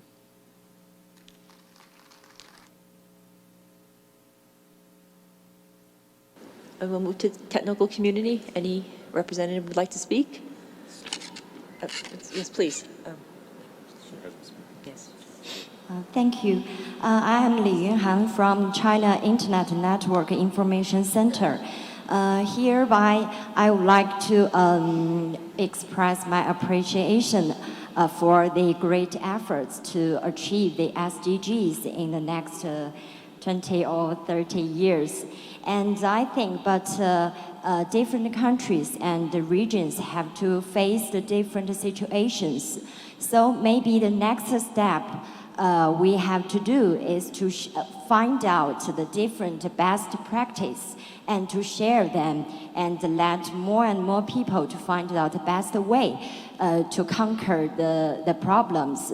So hereby, I would like to share some information from China side because in this August, I traveled to many poorest cities in China and did some field research there. And I found out that in the local cities, they try to figure out the different ways to support the poverty relief, such as they built up the e-commerce park for the poorest people and to teach them how to use the e-platform to sell their local foods, local products. And what impressed me mostly is that there is a disabled people.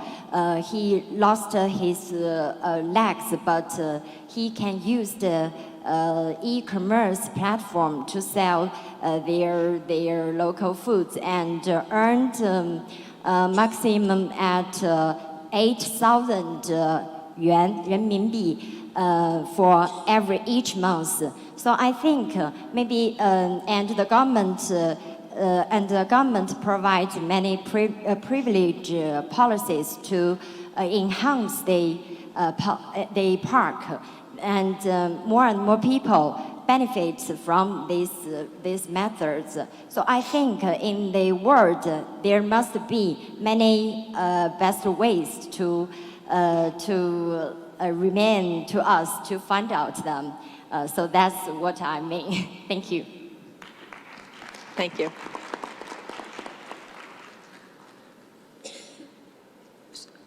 I'm sorry, Marilyn. Civil society? Thank you.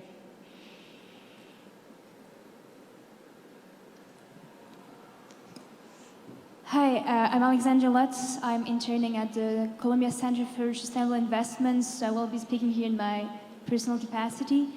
I'm a youngster at this assembly, so I'm very excited to be here. And I just wanted to throw a thought at this assembly today. I think we've acknowledged a lot today that jobs are really at the core of achieving the SDGs. And we have to keep in mind that technologies today will bring a lot that can change our lives for the better, which is amazing. And it also means that they will replace many jobs in the future and in the really close future, which is not necessarily a bad thing. I mean, not all jobs are great to do, so it's more positive. But we have to think about it. And it also means we will have to rethink the way we have this concept of labor, the way we want to design the labor force, and what we're going to do when a large segment of the labor market will not be needed anymore. So this brings us to alternatives, for example, like the universal income, which has been shown here several times. And it's really important that we begin to have these discussions. So I guess it's great that we have these opportunities and these forums where we can bring people from all communities, the businesses, the governments, and the civil society to begin to think of those alternatives because the changes are coming fast and we have to act now. So thank you very much for being here today. And yeah.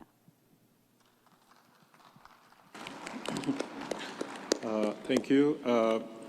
We should turn now to the last segment and focus specifically on SDG 17, on partnerships for the goals.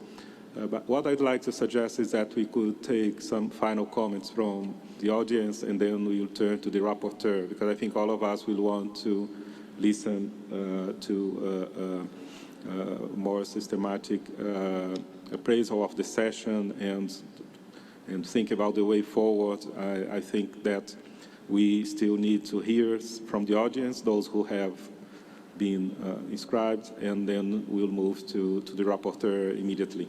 So I turn to you, Marilyn, to guide us on the last speakers from the audience. I'm also going to recommend we go to 2 minutes statements due to time. We have a number of civil society speakers in queue. We're going to ask you to raise your hand on the business side. Someone will take your card. It's going to be a 2-minute time slot. Then we will go, we have already, I think, 3 or 4 from civil society. We're going to collect business cards on the government side. And please, if you're going to speak as government and you don't have a card, please write your name and your government. We need to collect those. And then technical community, and they ought to be able, if we go 2 minutes, we ought to be able to go quickly and make sure we get everybody and wrap up and stay on time. So we're going to start now. If you want to speak on the business side, raise your hand. Somebody will get your, and actually we have one hand right now. We're going to get started with that. Here, if you're civil society, you want to speak and you haven't given her your card or a piece of paper, do so. On the government side, someone will take your card over there. On the technical side, we can start with Jimson, and then we'll get you the rest of the count.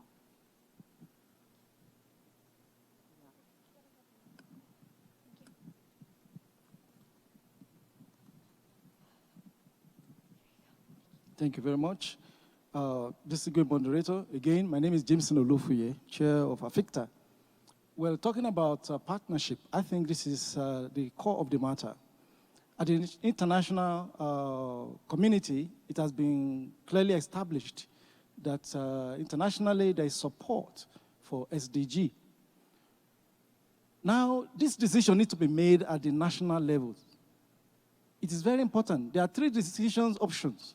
Whether we are following it through wholeheartedly, or we're just approaching it minimally, or we're going to do nothing. So every nation needs to make that decision that we are buying into the SDG. Very important. And having made a decision that you're going to buy into it, then we need to take active steps, practical steps. For example, there has to be open government across all sectors. Last week, when we discussed at the forum, we found out that there are many research outputs that could enhance governance, that could enhance job creation, that are just lying there. Nobody knows about them. So there has to be a better publication of outputs at the academic research level, better publication of activities at the government level, so open government initiative, very, very important.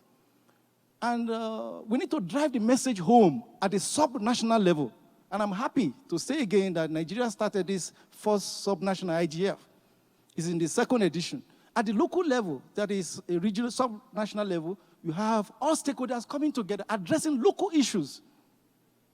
So we need to build partnership to the local level. And I give us a practical example of what has happened. When we had this summit last 2 months in October in Namibia, here we have the private sector that has funding to deploy into the remote areas. You know, Namibia is very vast. So they needed government buy-in. And to get government to be part of it has been quite challenging. So that summit created opportunity for government and private sector to come together. So, but the conversation is ongoing. So in most cases, fundings are in the hands of the private sector, but if the government or other stakeholders are not available, then you cannot flow. So there has to be fundamental decision that nations need to make, that they are having buy-in, they buy into these SDGs, and they are determined to make it happen. And lastly, there has to be monitoring and evaluation. There has to be continuous monitoring and evaluation to know where we are so that we can achieve the result. But the key thing is partnership, and partnership guarantees the success of all the SDGs from the 1st to 16. Thank you. Thank you for your comments. So now we listen to the last interventions from civil society representatives, back to back, all those who have been inscribed. And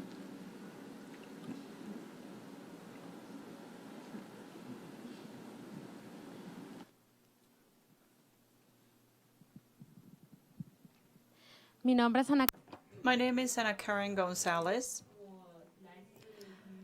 I come from Reynosa City in Tamaulipas State in Mexico. In order to reduce the digital divide, we must implement in each family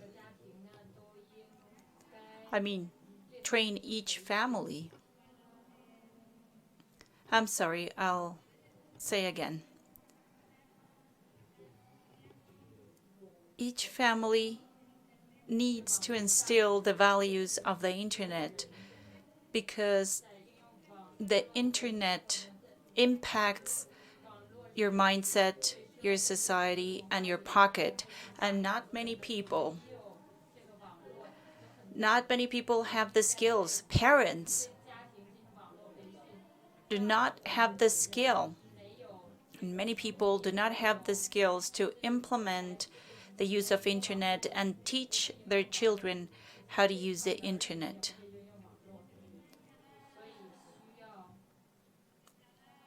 In each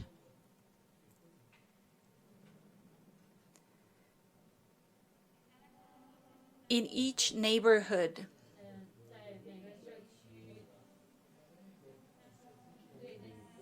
people trained on the use of internet should be present. Thank you.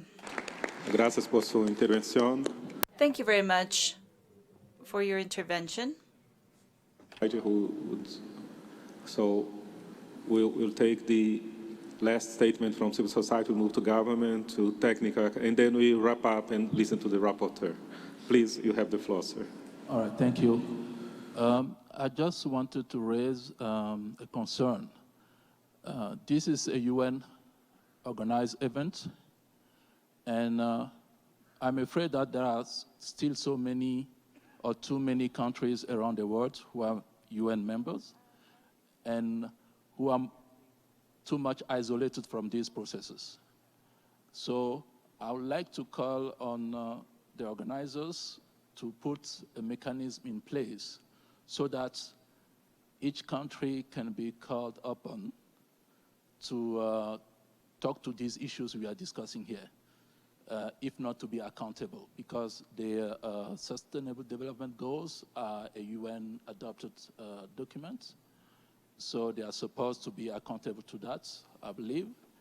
And whatever we are discussing here in the corner of internet governance regarding those goals need to be brought up to every one of those countries so that what we are wishing for here can be implemented or can be at least, we can register some progress on the ground. The reason why I'm saying this is that in too many countries, particularly in Africa, internet is still treated like a luxury good. And you'll find countries where still to have access, quite a basic access to the internet, people have to spend 3 times, 4 times, 5 times the minimum wage to have access to the internet. So you're not going to have significant progress on development goals in countries where people have to spend 4 times their minimum wage to access the internet. So I would like to see some progress made in those countries as well.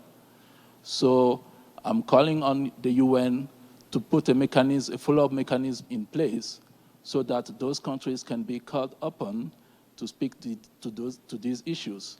Just last year, in some country, I'm not going to give names, the Minister of ICT didn't know what IGF is about. And that minister has been in place for at least 4 years. So after 10 years of IGF, some ministers still don't know what IGF is. So I think we need to make sure that whatever we come to IGF, to this forum to discuss, I know we are not a decision-making body, but once there's some consensus emerging around some issues or some decision to be made wherever it needs to be made, those countries, each one of those countries, not in multilateral or multi-stakeholder arenas like this with general talking points, but each one of those countries has to be called upon and ask them what, if they are making any progress on this and this and this point that we agree on. Thank you. Thank you. Yes.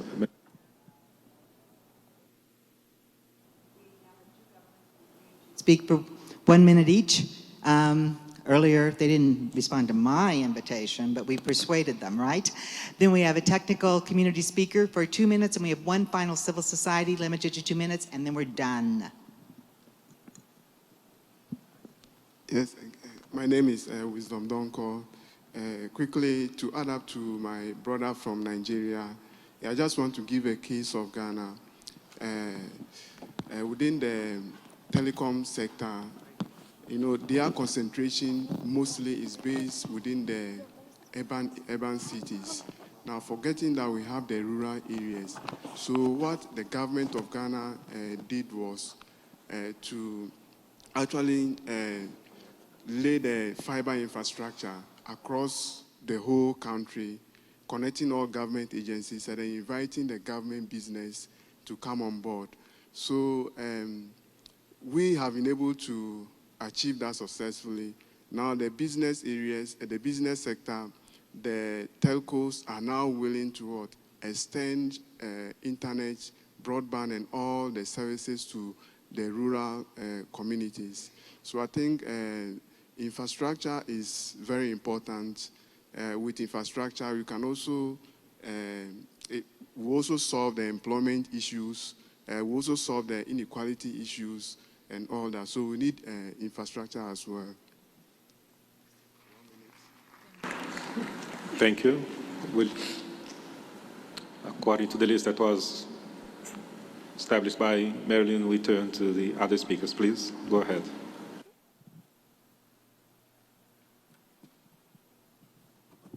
Yeah, you have the floor, please. Go ahead. Hello, Helga Mühling from Austria. I would like to underline that we could offer a best practice example. My country has established a multi-stakeholder mechanism where we are discussing publicly what we are accomplishing, what we do plan and envisage to make sustainable development come a reality. And all the information is public on the internet, and I would be happy to discuss with you afterwards or in between a break, so I could help to assist you, for example, to provide a similar mechanism in your country. Thank you very much. Thank you.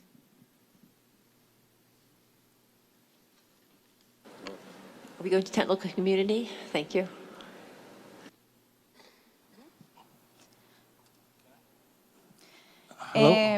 Buenos días. Good morning. I chair a young civil society organization from Cuba, the Union of IT Experts from Cuba, and professionals from the ITC sector. We have another 2 opportunities in this forum to speak up, but we wanted to share 2 statements that we have claimed and trying to advocate from our young organization, which is 7 months old, in order to fulfill the 2030 agenda with human beings at the core, as it has been discussed. I would like to state that first and foremost, the information society is still an exclusive concept in many corners in the world, and most of the planet's inhabitants are marginalized from technological breakthroughs. Such an impact that benefits the use of technologies is not providing benefit to developing countries. It is very important not only to speak about this topic, but to work jointly in order to have full access to networks by enabling an educational, ethical, objective, useful, and truthful use of technologies by making sure that cultural input is provided, cultural input which is diverse, that reflects our cultural diversity.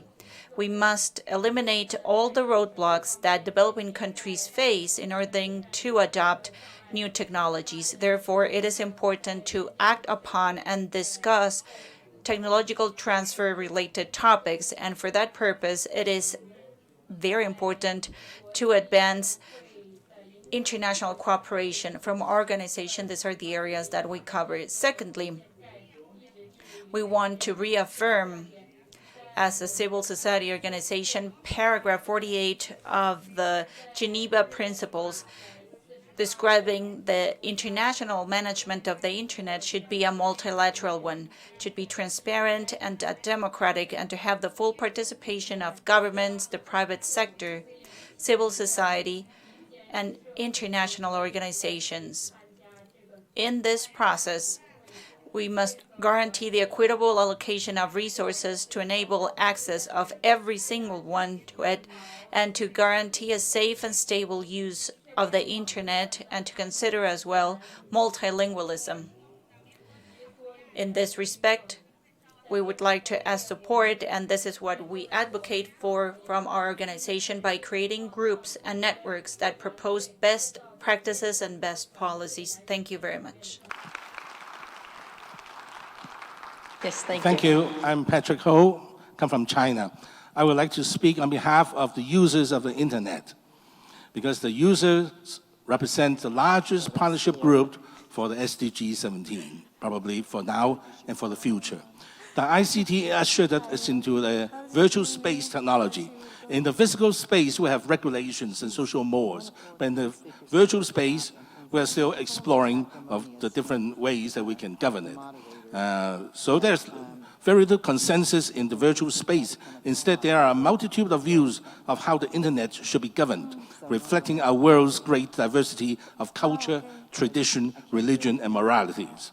Views on topics such as sex, gambling, religious jokes, ethnic slurs, and language choices vary greatly from location to location. Thus far, national governments have generally worked to represent their user base, but a large part of internet governance remains in the hands of private companies and other non-state actors who are the stakeholders, because they control some of the very critical parts of the internet's infrastructures. But everyday users, in the meantime, are left at best with very vague notions of how the internet is regulated and governed. The use of the internet is largely superficial, typing a few words, points, and clicks, rather than of routines and servers and protocols and data streamings. This lack of transparency has left internet users with little choice and even less say, unaware of serious stakes at play over issues such as privacy, security, and freedom of speech. The engagement, education, and empowerment of users should be a fundamental objective of the IGF, especially national and regional IGFs. We must strive to implement a more democratic governance and secure a more prominent role for everyday users and the non-users who will become tomorrow's users. Thank you.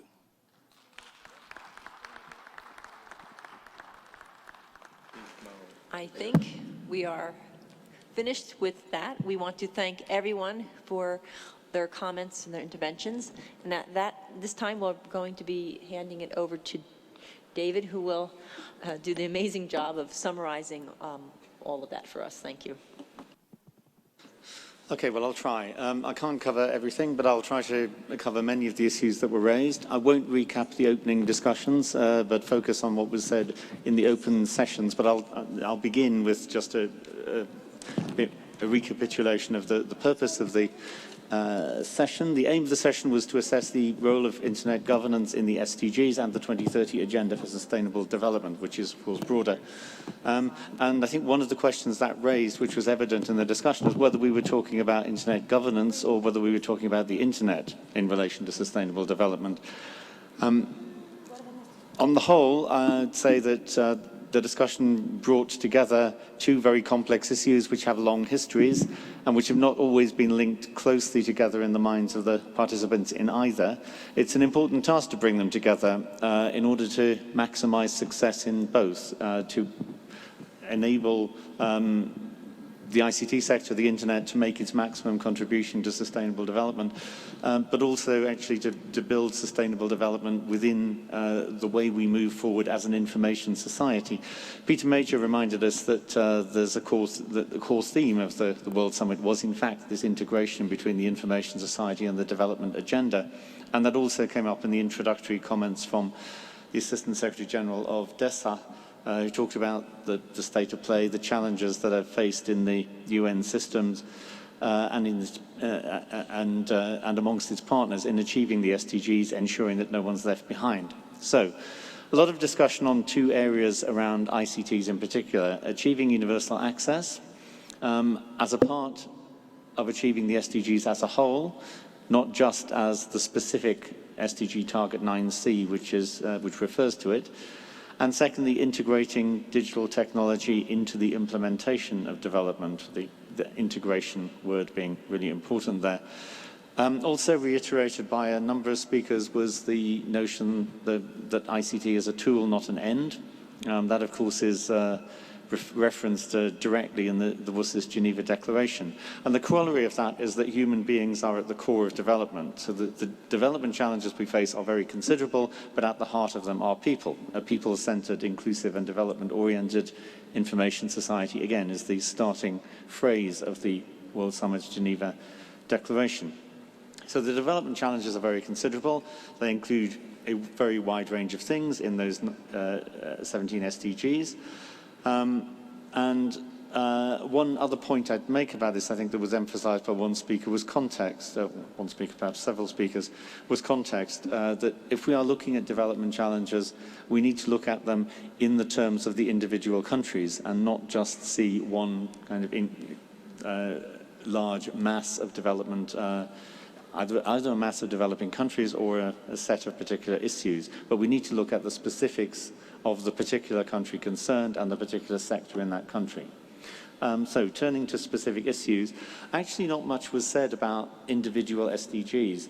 Most of the discussion took a cross-cutting view of the role of ICTs in development, and I think there's a justification for that, which was raised, which is that it's that cross-cutting approach that maximizes the value that can be leveraged. However, I would refer to some speakers referencing in particular the SDGs on poverty and equality, and also on health, and perhaps also on e-commerce as it can be used by small producers. In terms of a thematic approach or a more thematic approach, there was discussion from a number of people about access to information, access to knowledge, and the development of understanding which will enable people to make better decisions in their own interests. And at the same time, there was discussion of the challenges. So challenges were raised. The internet can pose problems as well as opportunities, particularly their discussion of the marginalization of labor and the implications for employment of fewer jobs, casualization, and so forth. The important question raised by one contributor, I think, of the employment perspective of sustainability, which is certainly one that I think deserves a lot more thinking about. So ways forward, finally.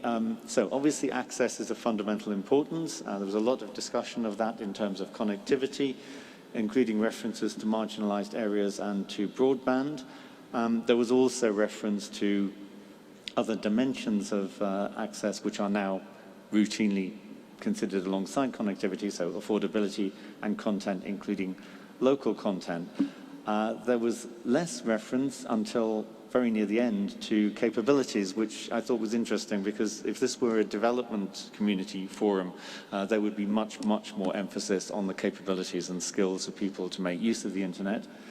There was also reference to the need for skills and capabilities related to the stability and security of the internet itself. So different aspects to access that were discussed. Mention infrastructure, the enabling environment for investment and innovation. Other things that I think were talked about a fair bit, making the most use of resources that the digital age enables, innovation in general, more narrowly open data and open government. There was discussion by quite a few people of the need to develop ways of measuring progress on the SDGs as such, on the impact of ICTs, not quite the same thing. And indeed for continuous monitoring, the scale of the SDG challenge for national statistical systems is very great. And also the need to share research and evidence more widely. Not surprisingly, in an IGF, people refer to the multi-stakeholder approach, the value of which lies in enabling the better development of consensus and the development of better decisions. But also, I think within that, at least one speaker referred to the importance of supporting governments in their roles. And another aspect of this would be dialogue with the development community. So I raised that myself, so a bit Sherry is saying, so again, but a number of other people also raised this importance of having a dialogue with the development community, that our multi-stakeholder approach must involve that reaching out to and listening to those who have expertise in those other areas. A healthy reminder at the end of the importance of the user and the role of the IGF in enhancing awareness and understanding of internet governance. So three, I think, final future work for the IGF. Having people from the development community as a panel here, well, I suggested that, so maybe I shouldn't suggest it again, but it was also raised from the floor. References to intersectional work and best practice fora in the particular context of this. The role of national IGFs in responding to the sustainable development goals. So I think those are a few things that the MAG could consider.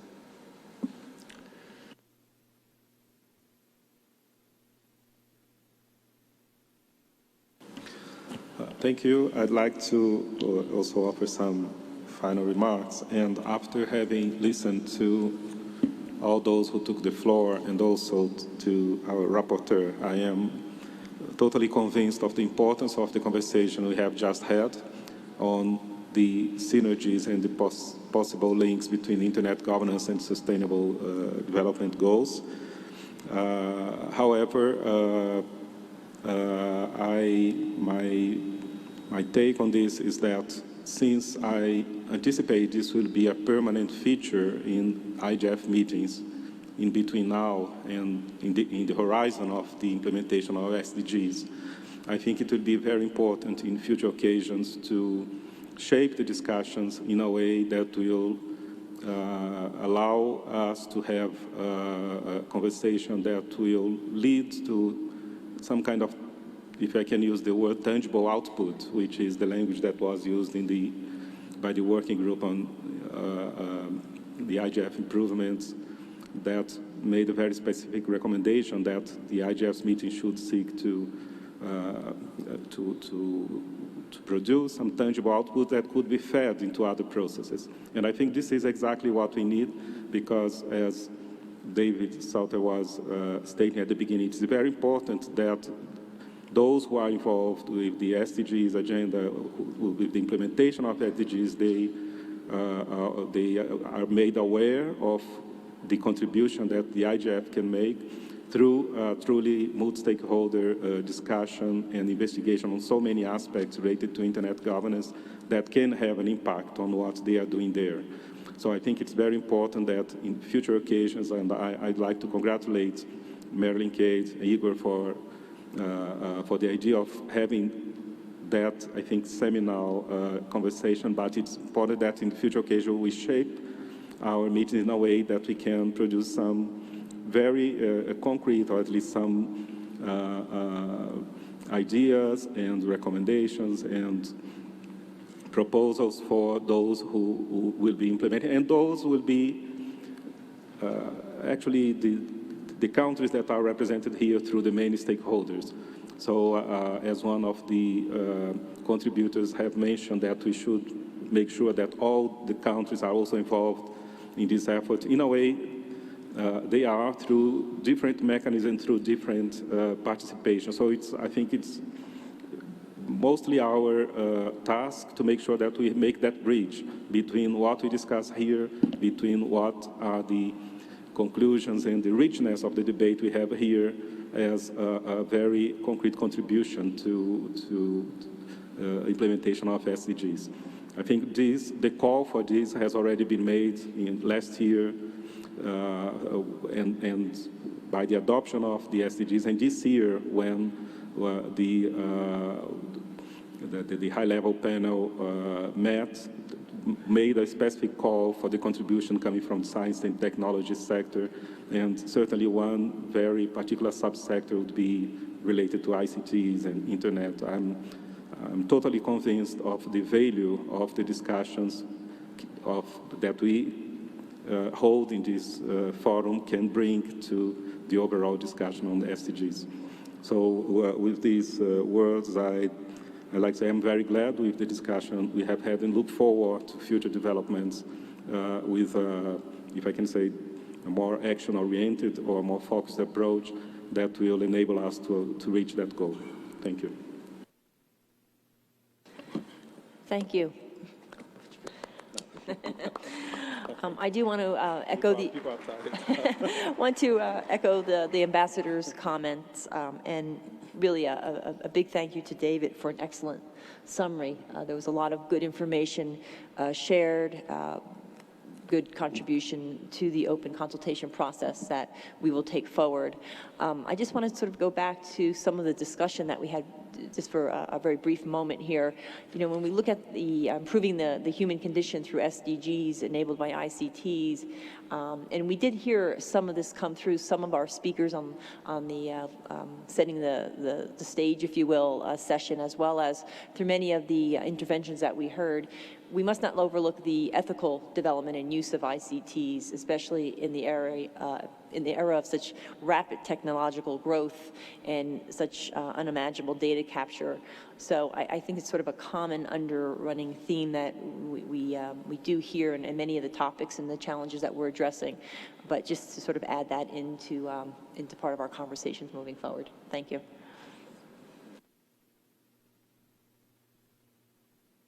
I'm losing track of my schedule here.